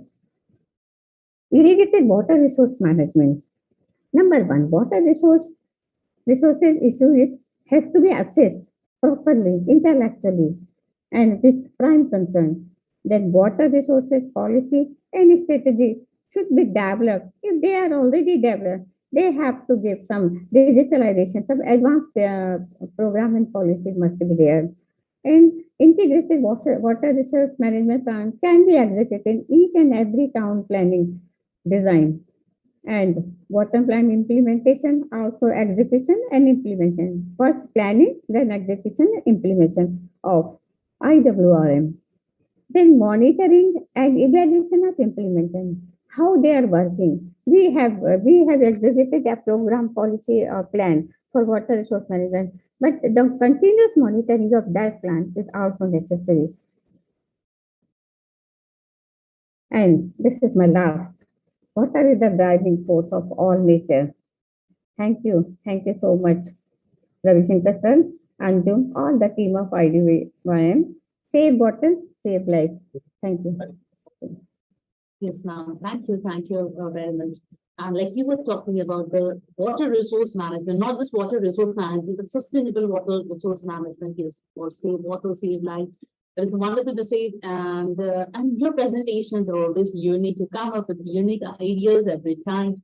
And you were, I know you were there with us in the meeting, but due to time constraints, you could not present. And similarly, our next speaker, which I will be calling Professor Paula Perez. She was also there. So thank you once again for joining. And yes, I would like to call upon the next speaker, Professor Paula Perez. Yes, ma'am. Please unmute yourself, ma'am. Ma'am, please unmute yourself. Okay. Okay. Now. Okay. Sorry. So, hello. Thank you very much. I had the opportunity to listen to many of the speakers, and there have been given so much interesting information. You know that here I would like to share with you. I would be not a scientifically or fact presentation, but a testimony. I am from Mendoza, Argentina. In Mendoza, my province is next to the Los Andes Mountains. So the area is extremely dry, and it is an extremely dry area where we know exactly what is to take care of water, because we know that if we don't take care of water, we won't have enough water during summer. So most of the time we depend on the amount of snow that there is in the mountains during winter. And most of the time we are worried about that, because according to the amount of snow would be the amount of water that we will have during summer.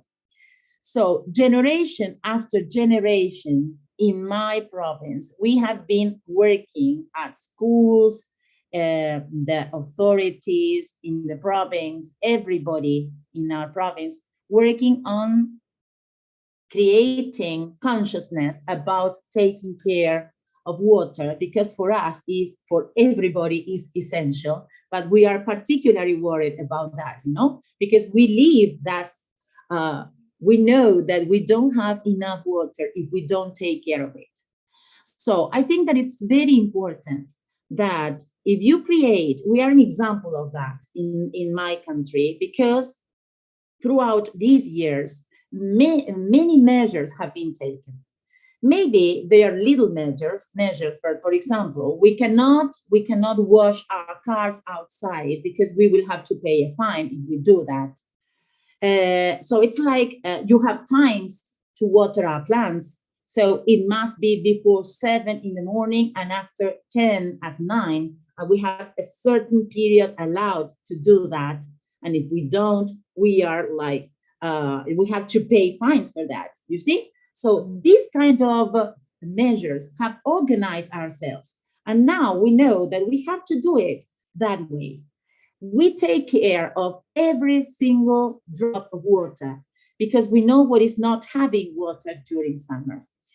You know that my province is called in touristic guides. I'm going to show you a video. Can I share the screen? Like the green city. And when I saw this in a video, I was truly happy, because to be a green city is not that easy for us. You know that we have these problems of no rains, not much water, and still we are called the green city. So I want to share a short part of a video of Mendoza so you can see how creating consciousness and being conscious of taking care of water can change a city situation all about. Okay, so let's see. Let me know if you can see it.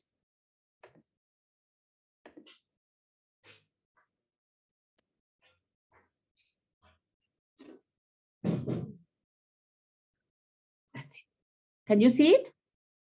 Yes, ma'am. Yes, ma'am. Great. Wait a sec. I don't know if you can listen to it because I can't. Let's see there.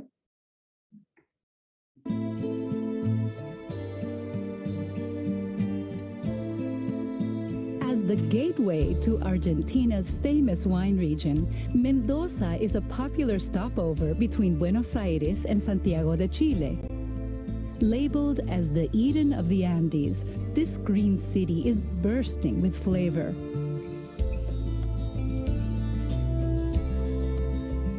Mendoza is the land of sun and good wine.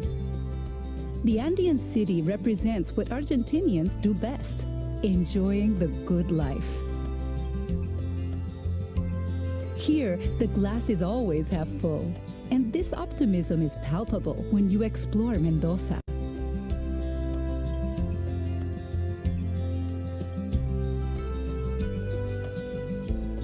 Set on a dry, sun-kissed plateau in the foothills of the Andes, the city sprouted from an ancient network of irrigation channels dug by the indigenous Huarpe people to water their crops with the snowmelt from the peaks. When the Spanish arrived in the mid-16th century, they adopted these acequias to establish Argentina's first vineyards. In doing so, they planted the seed of Mendoza's future as one of the world's great capitals of wine. Like a vine that is lovingly cultivated, the region's wine industry is thriving. Because the conditions in these mountains are so perfect, Mendoza's vineyards produce about 3/4 of the country's wine. Set in a historic homestead in the original wine-growing region of Mendoza, Bodega Lagarde is as traditional as it gets. Follow your nose to the smoking parrilla on the patio to enjoy a mouth-watering feast. Pair each course with a different drop for unexpected bursts of flavor.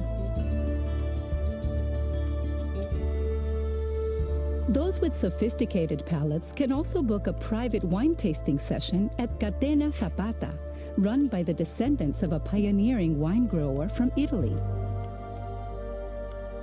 The vineyards in its fertile valleys are not the only reason why Mendoza is nicknamed the Eden of the Andes. The city's sunny climate and abundance of shady parks round out its flavors. The most generous park of all is Parque General San Martín, just west of the city center.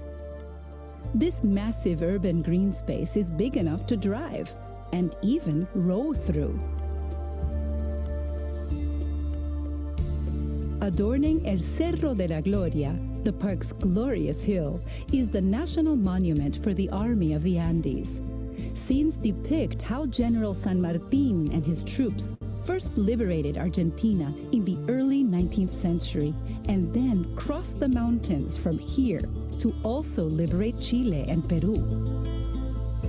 In the heart of the city center, the Teatro Independencia also serves as a grand memorial to the country's War of Independence from Spain. Don't miss the sculpture under the beautiful dome of the nearby Espacio Contemporáneo de Arte, which is housed in a former bank. This well-lit art space stands in stark contrast to the underground Modern Art Museum, which features acclaimed South American and European artists, and is located right under the central terrace of Plaza Independencia. This pocket of green is the central point of 5 leafy squares that are dotted around the downtown area.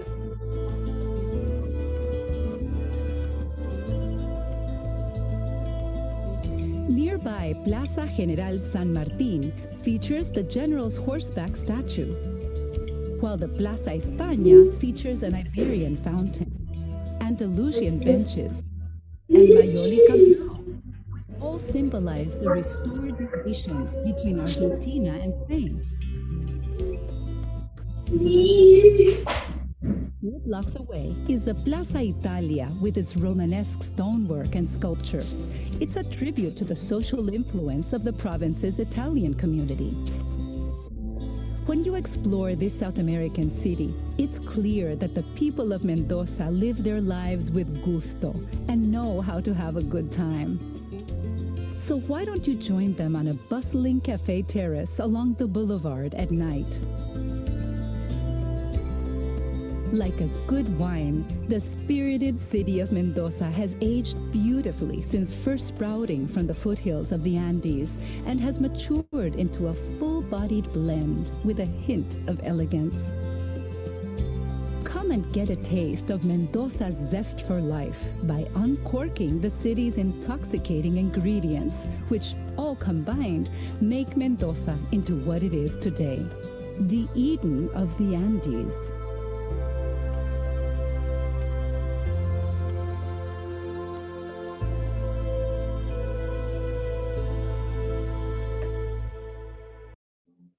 Well, I wanted to share with you my province because, as you can see, maybe when you visit the province, you don't even know that every tree that is there have been planted for us and is being taken care every day, that the authorities, you cannot cut a tree just because. We have to take care of the water. We try not to contaminate. We are battling with plastic bottles not to be used that much, okay? So there are very little measures that are carried out every single day to make our city as beautiful as it is. So I wanted to share with you because we have been working, wait a second, we have been working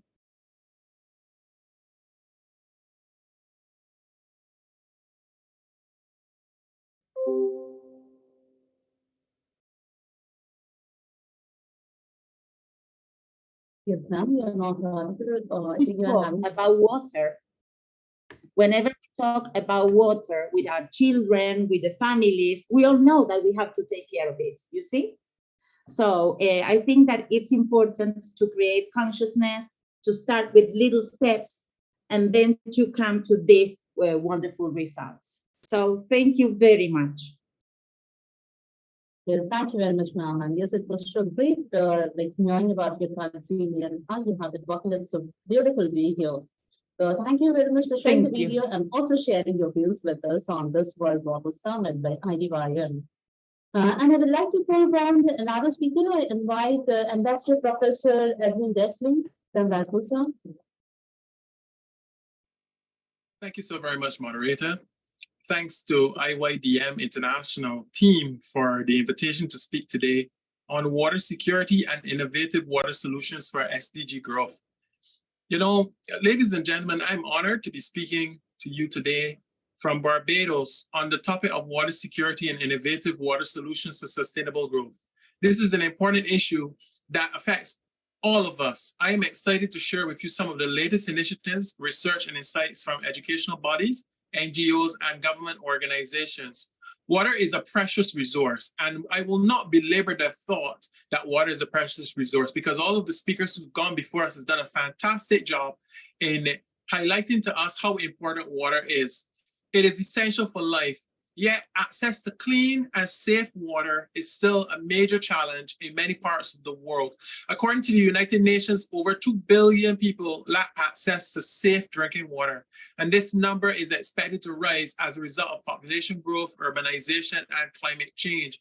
In some countries, water scarcity is a severe issue, particularly in the arid and semi-arid regions. Countries such as Afghanistan, Pakistan, Somalia are among the water scarce nations globally. These regions also face significant challenges in accessing safe drinking water due to poor water infrastructure and lack of water management policies. Water insecurity is a significant contributor to poverty, food insecurity, and poor health outcomes globally.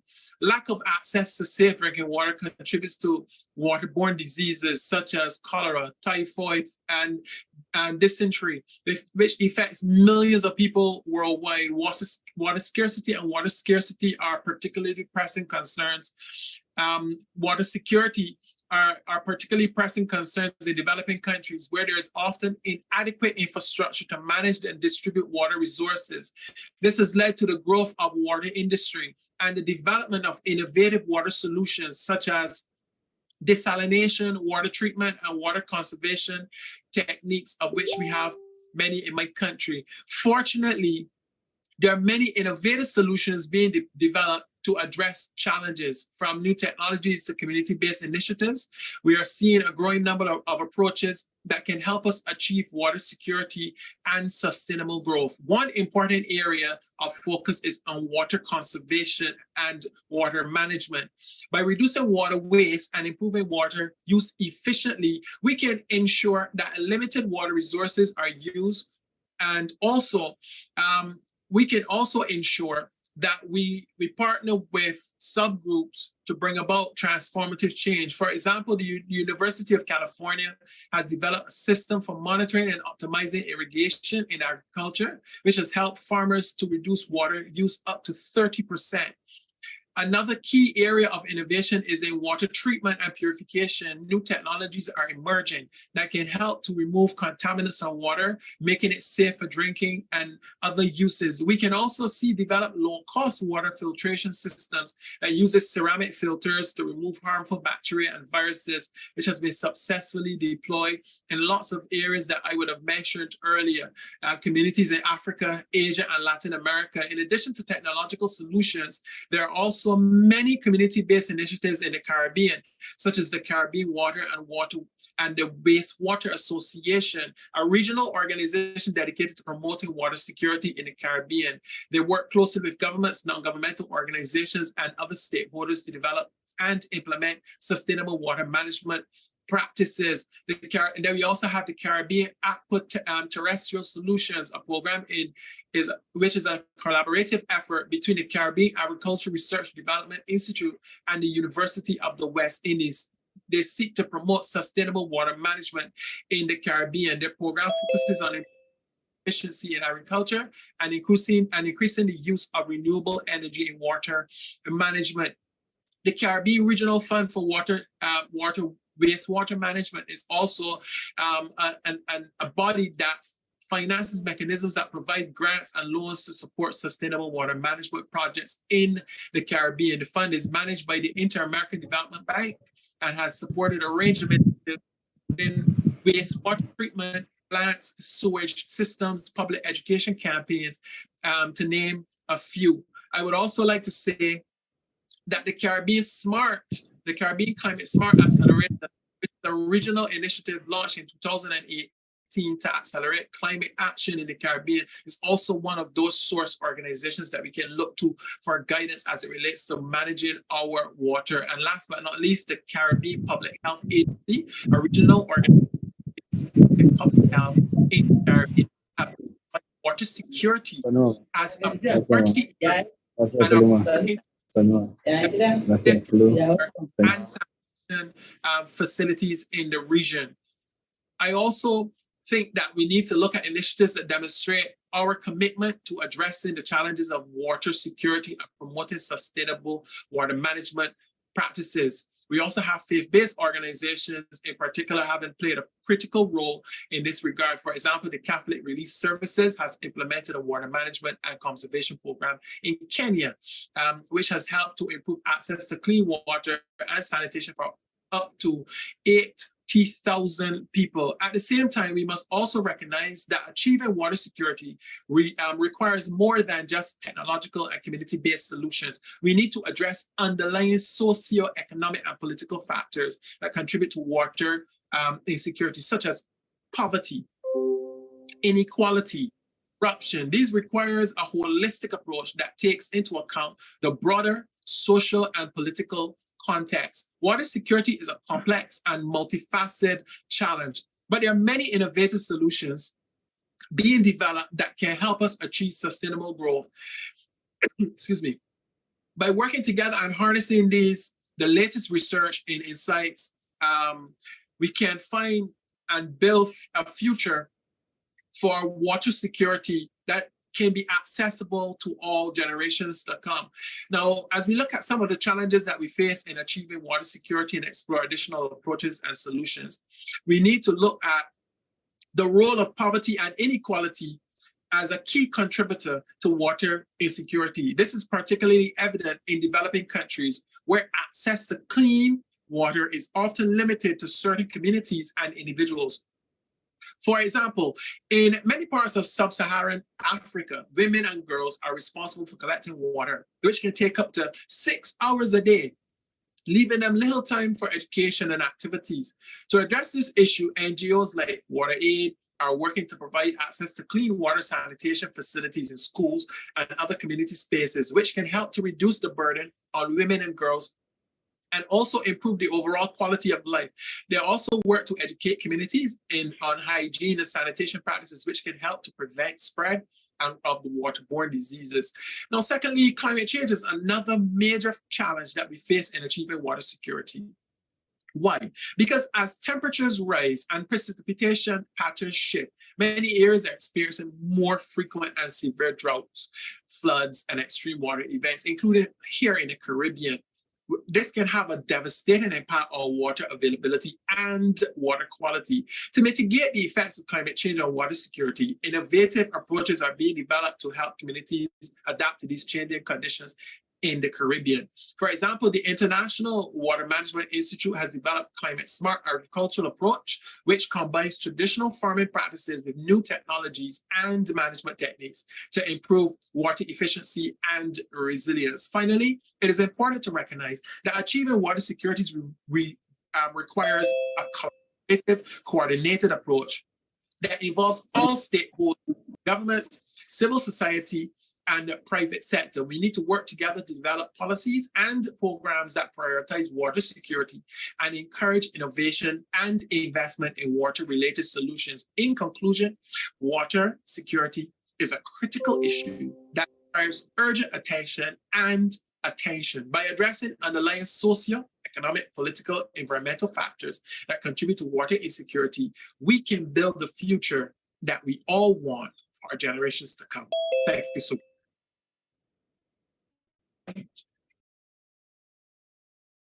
Yes, so thank you so much. Thank you so much for your wonderful talk. And that's a great listening to you. Now, with this, I would like to call upon our next speaker, Mushuri Viswanath sir. And Rajput sir has also joined us, sir. I will be calling you after one speaker. Welcome, Rajput sir. Hello, good evening, Dr. Anjum. Very, very good evening, good afternoon, and good morning to everybody. I'm so sorry, I'm from the airport. I'm speaking. Hope you will not mind it. I'm little delayed. So I just want to add some of the things because the Global Water Summit, it is an annual event which we are doing it that brings together key players from the global water industry to discuss and shape the future of the sector. It is one of the very wonderful platform which Ravi ji is doing it under the banner of IDYM and Dr. Anjum ma'am, which we are conducting for sharing the knowledge which is blend with the innovation and the best practices in the field. It also provides a unique opportunity for the water industry to come together because there are different industries out there which have to be together always. A great networking is required and a collaboration and the partnership is equally essential to have the future smooth. Topic covered includes the latest trends which are development in the water sector, such as we have to have the water management, circular economy, sustainable development, business model, technology, and public-private partnership. So these are the things are there which Anjum ma'am, I personally feel that in this water summit, I'm sure I have not heard other, but I'm sure that other of our such eminent speaker, they would have spoken about it. And this is the basic requirement. So I'll not be taking much of the time, but these are the pointers are there. If you start working on this, we'll be able to take care for this. And at the same time, the condition of the water level is going down, right? And that's why we also see as a Indian citizen that we should be saving the water. We should unnecessarily not wasting the water, right? We should don't put in the thing which is so much is required. And in every way, water saved is water earned for the future. So that is all from my side, which I can highlight it here. Thank you so much. I'm so sorry that I was delayed. I'm not taking much of the time because I'm at the airport and waiting for the flight. Thank you, Anju ma'am, and thank you all the lovely dignitaries for joining at the platform of IDY. Thank you so much. Thank you so much, sir. Despite your busy schedule, you just took out time for the summit and joined with us. And in such a short time, you gave a so many beautiful inputs for your support we have been discussing about all this, like you were talking about innovative solutions and the water scarcity that we have been facing. And yes, to carry over the discussion, I invite Mujuri Viswanath sir. So please take over the stage. Okay, Ben, am I audible? Yes, you're audible, sir. Please. Yes, sir, that's good. Very warm good evening and good morning, good afternoon to everyone across the globe who are watching today's program live session on Global Water Summit 2023, which is being organized by Igniting Dreams of Young Minds Foundation India.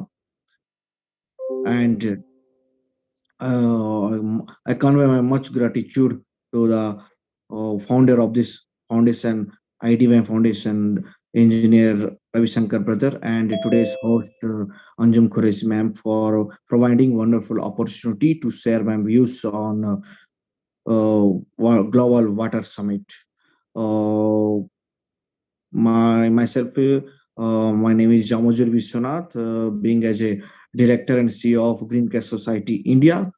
My much gratitude to share my views on different views for the theme of water security and innovative water solutions for sustainable growth. So, water is an essential life for everyone in on the planet of Earth, living beings for sustainability in different sectors. So we have to come forward to conserve and preserve the valuable thing, natural resource, water. Why? Because approximately 97% is covered with salt water in the form of seawater, and only 3% is covered with good fresh water, either in the form of groundwater or in the form of lakes, ponds, and or in the form of glaciers. And it is very low quantity of as per the percentage, only 3% on the planet Earth. And it is very important and necessary to save and conserve the water for every living being for sustainability. Nowadays, as per the some of the statistical data, as per the increasing or rapidly increase of the population, and India is also world's first as rank one population, approximately 140 crores across the globe, and second position is China. Like that, one of the main reason is growing of population, also the impacts on the water scarcity across the globe.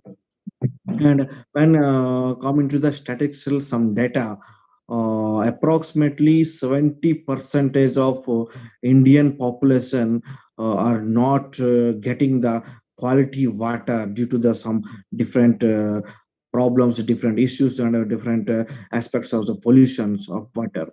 And in different test on different analysis that in India, some of the states have different categories, the low score, medial, and high for the quality of water.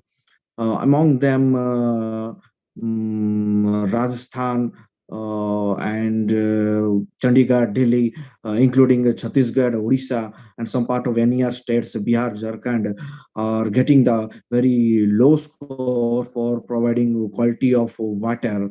And when coming to the moderate of states like Andhra Pradesh, Madhya Pradesh, and Gujarat are getting moderate quality of water, and very good quality of water is getting for the some few only few states.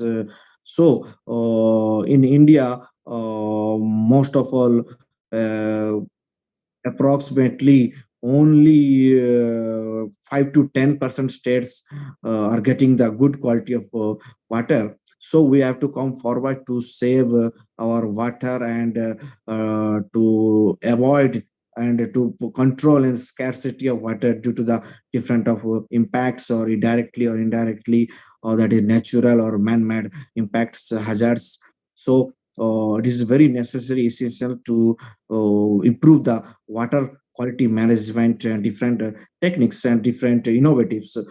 Today's topic as per innovatives for water innovations for the sustainability. So there are different type of innovations. Some of them I would like to share few examples of the water, like nanotechnology for improving the water management system, and desalination system, and solar water filtration system, and toxin getting bacteria technological system, and different drinkable book management system, and automatic variable filtration water technology system, and nanotechnology with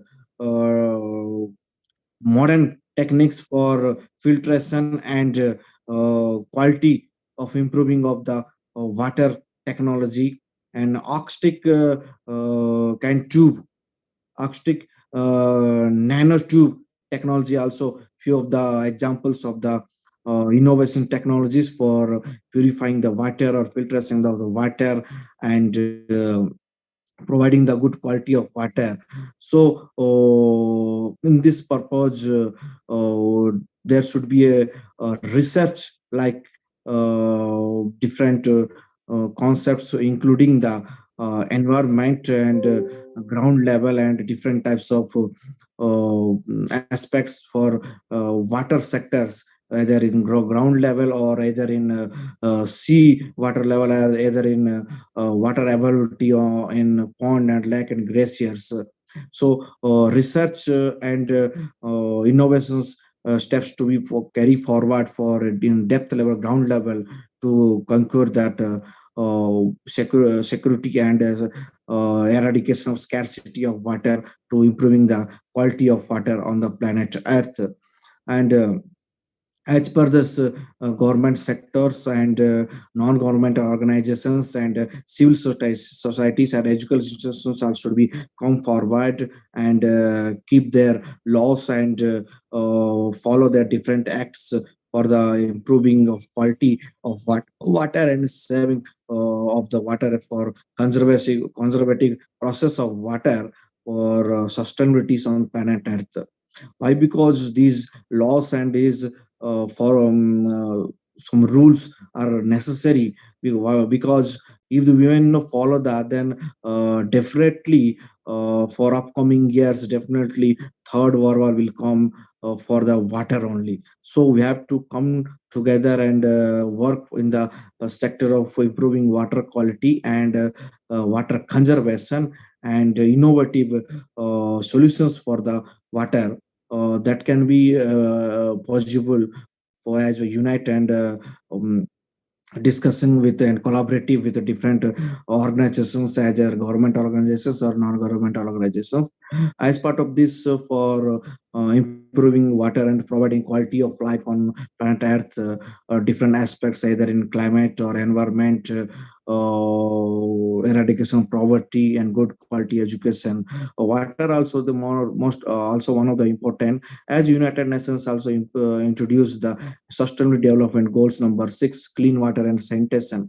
So as per the fulfillment and different categories and different targets, we have to fulfill all the SDGs number 6, clean water, and for improving the quality of water on to provide the best life on planet Earth. So in this sector, I would like to say to upcoming even though 2023, as per data, India will get definitely will face some issues for water scarcity. However, some data is analysis is showing in Chennai, in Tamil Nadu state, is facing 50% of local scarcity of water at present stage. Upcoming few years, definitely some other parts or some other states will face definitely problems in sector of the water quality and availability of water. So we have to come forward and conserve our groundwater and water resources which are available on the land. So and we have to plan discuss in the innovative sectors or management sectors or either in the society sectors to come forward and manageable for as possible why otherwise we will definitely face the problems. So in this platform I would like to say a small thing, as per the climate change day by day we have to take forward the mantras of the save our some of the Jal, Agni, Vayu, Akash, Dharti, as in Hindi in India, fire, water, air, land, and sky. These five mantras, five bhutas are important for living every living being on planet Earth. Uh, I appeal to everyone to come forward as unite and collaborate to save our and conserve our water resources for upcoming next generation.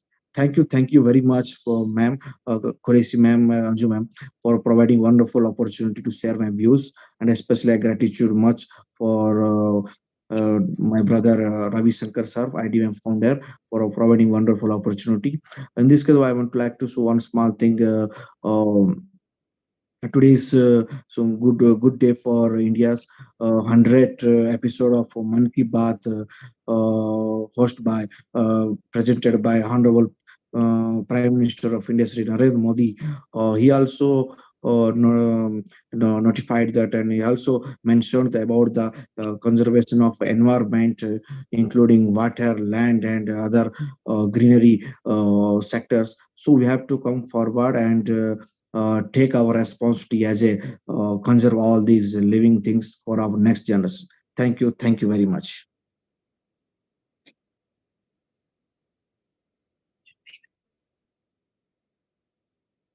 Yes, thank you, sir. That was a really wonderful talk, and you just came up with very good points. And with this, I would like to call on the next speaker, Queen Bamazati now.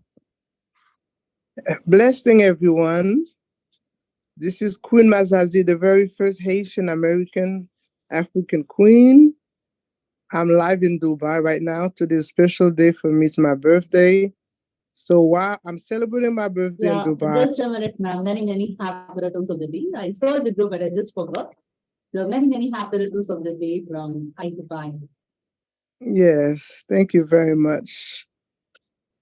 Thank you again for the invitation. I'm very happy and very delighted to be a part of such a wonderful, a big organization.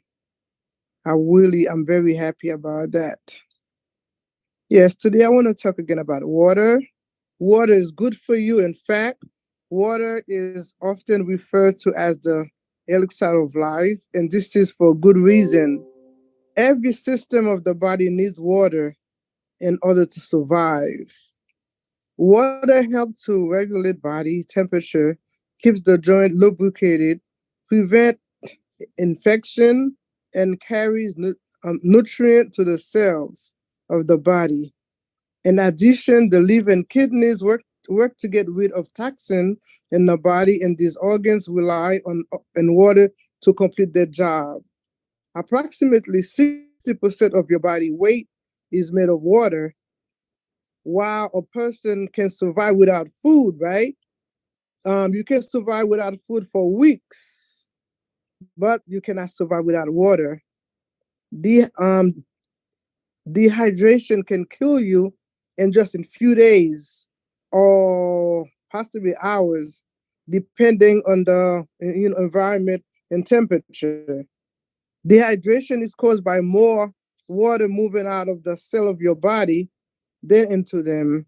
When this happens, it is not just water that is being lost, such as such as potassium and sodium, which are critical for cell function, are also being lost.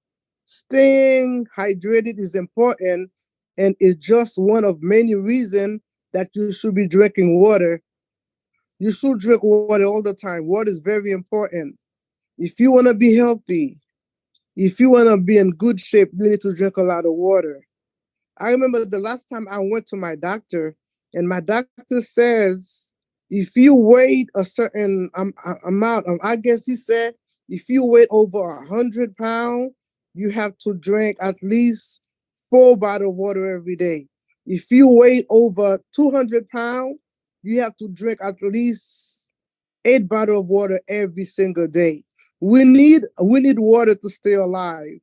We need water to focus. Like myself, a lot of times I don't drink water. I feel so funny, like my head be feeling heavy, dry, and everything. And one thing I want to tell you again, water can lower your blood sugar. I mean, sorry, your blood pressure. Because a lot of time, if you don't have water, you don't have enough liquid in your body. So we need to drink water. If you used to drink 1 bottle of water every day, you need to start drinking more because water can save your life. Yes, we need food. Do you know you can survive with just a piece of bread with water every single day? Yes, you can do that. Once you drink a lot of fluid, once you drink a lot of, I mean, it's good to drink a little juice sometimes, but it is better for you to drink a lot of water. Water is very important for your body. You need water to wash yourself. You need water. You need water to bathe. Also, we need to save water. I mentioned that the last time I spoke about water. We need to save water. We cannot save water. I mean, I'm sorry, not save. We cannot waste water. We need to use water as possible, but we cannot be wasting water for nothing because a lot of people sometimes, so what they do, they just let the water run, waste it. I don't know. I don't know about India, but in America, you have to pay for water, and water is very expensive. So you cannot waste water. Water is very good for your body. We need to drink more water. Drink water, water, and that should help you live a longer life. If you want to live long life, you need water in your system because whenever you drink a lot of water, it cleans your system. It remove everything that's not right in your system. And again, this is Queen Mazazi. I am the founder, the president of a ministry that's called the Valley of Love Ministries, located in Florida. What we do, we help the homeless, we feed the naked, and of course, we do a lot of Bible study with them. Where we are, a lot of them used to kill people, shooting people, use drug and stuff. Right now, a lot of them carry a Bible in their hands. So we've been doing this ministry for over 20 years. Okay. I want to thank again for this wonderful invitation. I'm getting ready to go out right now for my birthday. I'm getting ready to go and celebrate. Thank you again for the invitation. Have a wonderful evening, day, or night. Bye bye. Thank you, Gwen Nazare. It was really great listening to you. You talked about the importance of water in life and how you have been working with the people, and especially because it's your birthday, and still you took out time for this conference and to share your views. So wish you a very happy and healthy life ahead and long years to come. Thank you very much for joining, and thank you very much for sharing your views with us in this. My pleasure. Thank you very much. Okay, bye bye. So next, we would like to call upon the next speaker, Dr. Rachna Chakravarti, ma'am.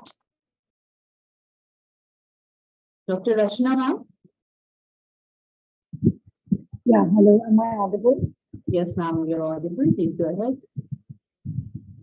Very good evening to the dignitaries present here. Ma'am, just switch on your camera.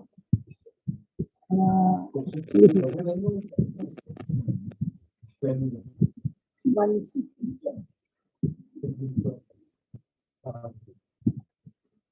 Yes.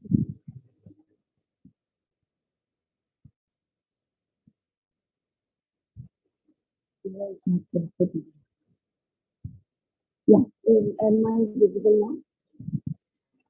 Yes, now. So thank you so much, Aidiman, once again for giving us this wonderful platform to talk about the Global Water Summit. And we know how important water is now. We have uh, we have to talk about it, and already our dignitaries have given us so many solutions how we can protect this water and what are the things that can be done step by step. So coming towards the end of it, rather I would like to sum up all what the speakers have spoken already, going to far and wide, large and wide, and doing that. Before that, I would like to thank Anjum ma'am, who's doing amazing work for the last 2 days. Of course, every day she's doing amazing work. And for the last 2 days, I've seen her way of patiently conducting the meeting. And even at that time, when we are in a meet, don't we need the water? Water is an essential resource. We all sit with our water bottles when we are in a meet, when we are speaking, when we are together, then we need always water. Today I just came back from a meeting and there are so many water bottles misused. Whenever we are in a get together, we use the small plastic water bottles which is distributed to the guests. And the guests drink the water, but the bottle is scattered everywhere. So this is a really serious matter. We all need to safeguard and protect. We will not be able to resolve the challenges successfully without achieving and sustaining the water security. We can do it only with the help of the solutions available, readily available. I just remember just two lines from St. Colvin's poem. Water, water everywhere, not a single drop drink. So we just remember the plight of the soldiers, the sailors, who was returning back from the war front, and there was a lockdown in the sea, and everywhere there was water, but they could not drink a single bit of water since it was the seawater and salty. So the plight of birth will also one day become our plight if we do not protect the water, if we do not safeguard the water, especially when we are using the plastics, when we are trying to complement our usage with the plastic usage because plastics are spreading that biodegradable waste and increasing that waste. So the climate variability, the great have completely compounded in bringing up the threats, creating uncertainty and disruptions in water availability, water pollution, which is growing very rapidly in volumes and virulence, is adding another layer of complexity to the challenging of the securing adequate, safe water resources. Since agriculture accounts for approximately 70% of the global water withdrawals, so this figure has differentiated or deviated in different countries. It becomes 80%, it becomes 90% in Africa, in Asia. So the percentage is increasing and it will keep on increasing if we as individuals do not change our style of living. We have to change our style of living. We have to protect and safeguard it. When APJ Abdul Kalam visited a school in one of the remotest area, he visited some students and asked them. The students were allowed to question Dr. APJ Abdul Kalam, and the students just asked one question to APJ Abdul Kalam: why is it that certain parts of India is dry, and why in Assam there are floods every year? Can't we have a channel or a pipeline which can bring the water from one state to the other state? So if a child, if a small child, a school child can think in this way, who's having a ready solution to the problem, while we at the political level of the system is making the system cannot think of safeguarding the water. So I just don't want to keep on repeating what already our delegates have said, and they have given us plenty of examples which they're doing in school. We need to spend less time in our washrooms. We go to the washroom, what do? Since we have availability of water, since we are lucky to have water, we should not keep the taps open. We go to the washroom, open the shower, and waste the water like anything. So we need to limit ourselves. Why can't we do that? Why can't we imagine that tomorrow there might not be this many water? You should visit the places where the people are struggling. They're living a day with just a bottle of water. Whole day they are spending just with one bottle of water. If you see that, you will just understand. I remember a movie which got the national prize winning movie by IDYM. He had shown in the movie where there was a bathroom scene, and the bathroom suddenly appears in the desert of Rajasthan, where the ladies are carrying, head full of matkis of water from one village to another village. And here in the middle of the desert, there is this bathroom which had somehow magically come from the city to this particular village area, which is having very less water.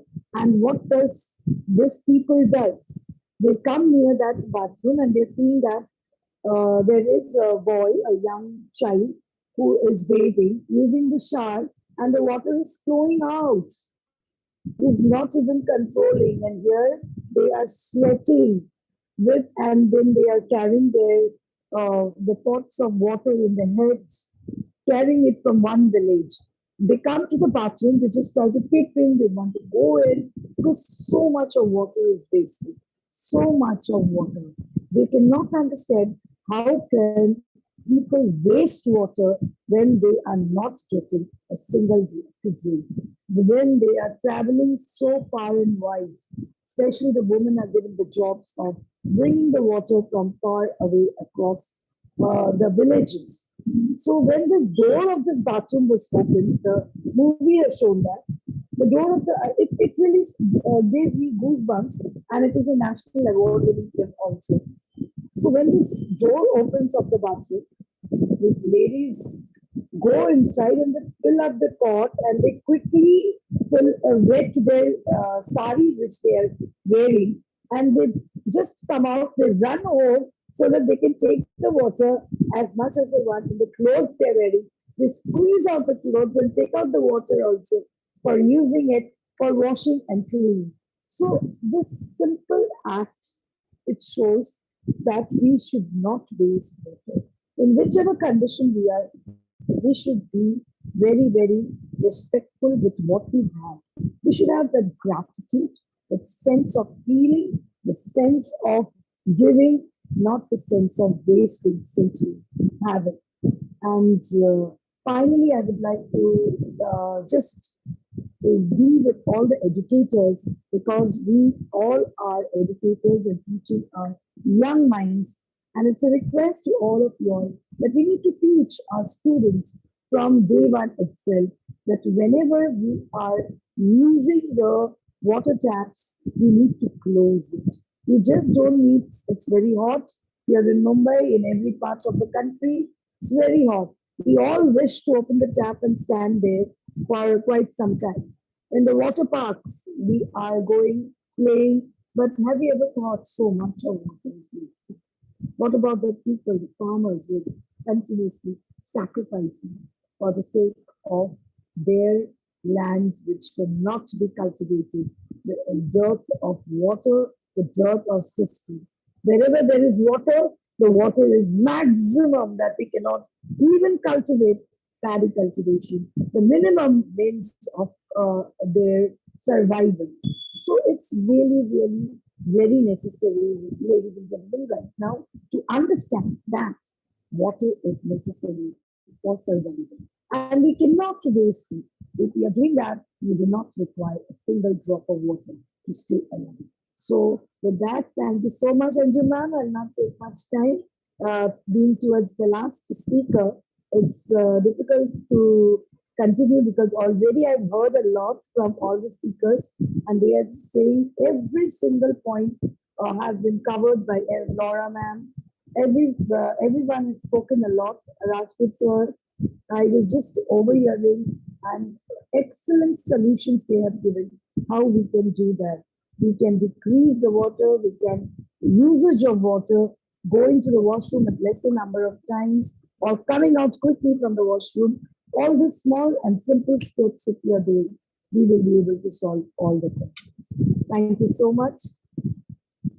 Yeah, thank you, ma'am. So that is really a wonderful talk, and you were listening to so many speakers, and as you said, yes, everyone has come with the solutions, and you also gave a very wonderful message that like when we have the water, when we have the access to water, we should not waste it, and we should be thinking about those thousands and millions of people who do not have access to the safe and drinking water, and like we are having. So we should also think about them. And so thank you for the wonderful contribution. And I would like to invite another speaker, Access of Kosi John from Togo.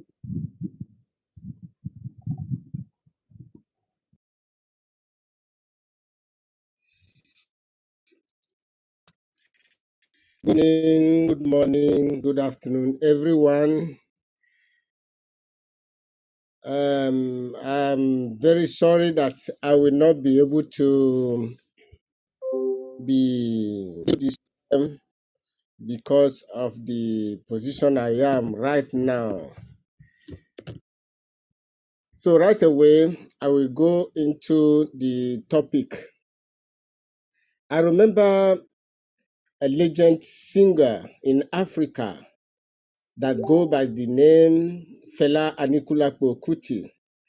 He sang a song, and in this song, I learned a lot concerning water. The title of the song, if I should put it, is Water Has No Enemy. Why do we say, or why did the legend singer say water has no enemy? If you want to cook food, you need water. Before you eat food, you need water. After eating food, you still need water to wash your hand. If you don't want to smell bad or have bad odor, you want to bathe. And to bathe, you need water. No other liquid on earth but water is very, very, very, very useful for humans on earth. In fact, if you are drawn and you survive it, you will still need water to wash yourself, to clean your body, and to survive and continue living life. So all this prove that we need water every time of our life. What about if you are feeling like feeling headache or migraine? You can use water to cool your head. If you are stressed up and you want to feel distressed, you want to bring down the stress level of your body, you just take a shower. What will you use? You need water. And after that water, you do some meditation and also listen to some music. But the point is, you need water every time of your life. No living thing on earth that does not contain water in the system and does not need water to continue living. No living thing. Name it, from ants to fishes in the ocean to even plants that are no living things, they need water. And to continue living, every living thing from plant to animal to fish need water to survive on earth. It is of great note that when the Creator was creating the earth, He created water first to fill the earth. He departed it, and later He started creating every other thing. So without water, no life on earth. For that reason, I want to be very short. For that reason, from international organizations to the government of every country listening here right now, and also who are not here that we maybe see the message online on either Facebook or YouTube, every international organization, every government, and individuals, we all need to do our best to preserve the water that we are using today, that we see on earth today. Whatever possible means we need, we have to make sure that we preserve it, we keep it and preserve it so as to save the upcoming generation. Why? Because no water, no life. So let's do all our best to keep the water system. Is it in the house or everywhere we see it? Is it in the stream? Can we keep it clean? Everywhere that we find water, let's keep it running, and also let's preserve it so as to save the next generation. Thank you all for listening. Yeah, thank you very much, sir. And yes, of course, as said by you, we need water. Whatever activity we have been doing every day, we need water, and we can't just survive without water. So yes, we have to come up with solutions. We have to save water. We have to conserve. That's a wonderful message. And I would like to welcome the next speaker, an educator and a new speaker on the IDYM platform, Sonu Judgment. Good evening, Anjum. I just reached Mumbai from Pune, and I saw the session is going on. I said, let me go and switch on the Zoom and immediately do my part. So coming to the topic, this full month I was traveling, and when I was traveling, I noticed a lot of things. As we are talking about water summit over here, what I want to share with everyone is that when you were traveling, you will understand the importance of the water everywhere. There is G20 summit written everywhere. I think so. We all know that G20 chal raha hai. So what is written below the G20? One earth, one nation, one mother. So this is the meaning of one nation, one earth, and one mother. Being a true Indian, being a patriotic Indian, I was a little bit amazed to see when you travel by trains and when you travel by local transport, there are so many people who need education on how to not to waste the water that is not being drunk. Sometimes when they get free water, they just throw away the bottles even if they are not drunk.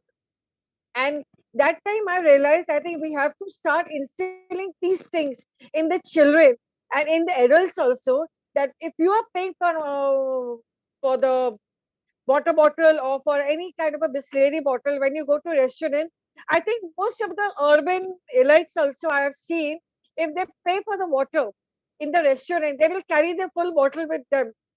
They will not leave the bottle with them. Why? Because they have paid for it. But if you get it free, you don't value that free thing. कि भाई पानी free में आया छोड़ दो भरा हुआ bottle छोड़ दो. So this thing I have noticed a lot, and we have to start creating awareness about that. The thirsty crow story is there. Then aquarium about aquatic animals that they cannot survive without water. The importance has to be taught to the children from young generation onwards. And the alternative solutions for these two things, what I have done is, I have taught children about small Amul Cool bottles. 3 to 4 Amul Cool bottles were tied with a ribbon and holes were made below. So that way I taught children how you can store water in the Amul Cool bottles, hang it below your plants and make hole on the bottle. See, the plants will start surviving when they get water. So the Amul Cool bottles also are preserved, plastic is also used, and at the same time, water conservation is also taught to the children at the same time. So these kind of small implementation techniques have to be given to the children, because children are smart enough at picking up. They will come with more innovative ideas. So when you blend these things along with the education, with the awareness still also, believe me, a change can happen and a change has to happen because we just cannot sit with our hands tied up के अपने आप देखेंगे या बाद में हो जाएगा. So implementation has to start from the young minds, from the early years as 3 years, with your teaching strategies, and this way we can start water conservation also. Thank you so much for this opportunity. Thank you. Yeah, thank you, ma'am. Just in a short time, you just give so many things, and just of course, like you always talk about it, like the children. You can just mold them, and they have lots of ideas when you work with them.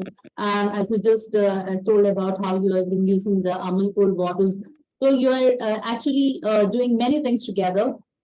We are growing plants, we are using the water, and we are also saving the plastic bottles to be just left over anywhere because it will just go in garbage if we don't use it. So that is a really wonderful method to use the bottles and also to conserve water. So thank you for joining with us, ma'am. And after the long journey, still you took out time for us. So that's great. And any more speaker who's left who's missing out? I hope I have called up all the speakers. Yeah. Anything else? Okay, so I think we don't have any more speakers left now. So it's time to actually end the session. And this was a 2 days World Water Summit in which we have been talking about so many innovative solutions to conserve water, to serve water, to preserve water. And because, yes, we have speakers from different parts of the world, from so many countries, they have been discussing, they have presented what is actually the situation in their countries. So it is the beauty of this event that when we are having speakers, when we are communicating with the people from around the world, so we can be having so many different, because like if we live in India, we know what is going on in India, and not only in India, I can know about my place. I don't know what is the situation in other parts of India. So many people come together, yes. We discuss about the problems, and it also helps in developing solutions. So thinking about the solutions and then developing solutions. So thank you one and all to all the speakers who have joined us with us in the 2 day summit, and also thanks to the organizers. Thanks to the organizers, the founder of IDYM Group of Companies, Ravi Shankar sir, Dino Rasmi, and Zinat Manavara ma'am for being always with us and bringing one after the other conferences, so wonderful conferences. So thank you one and all. Is anyone who would like to speak? Thank you so much, Anju ma'am. Thank you, Anju ma'am. Thank you.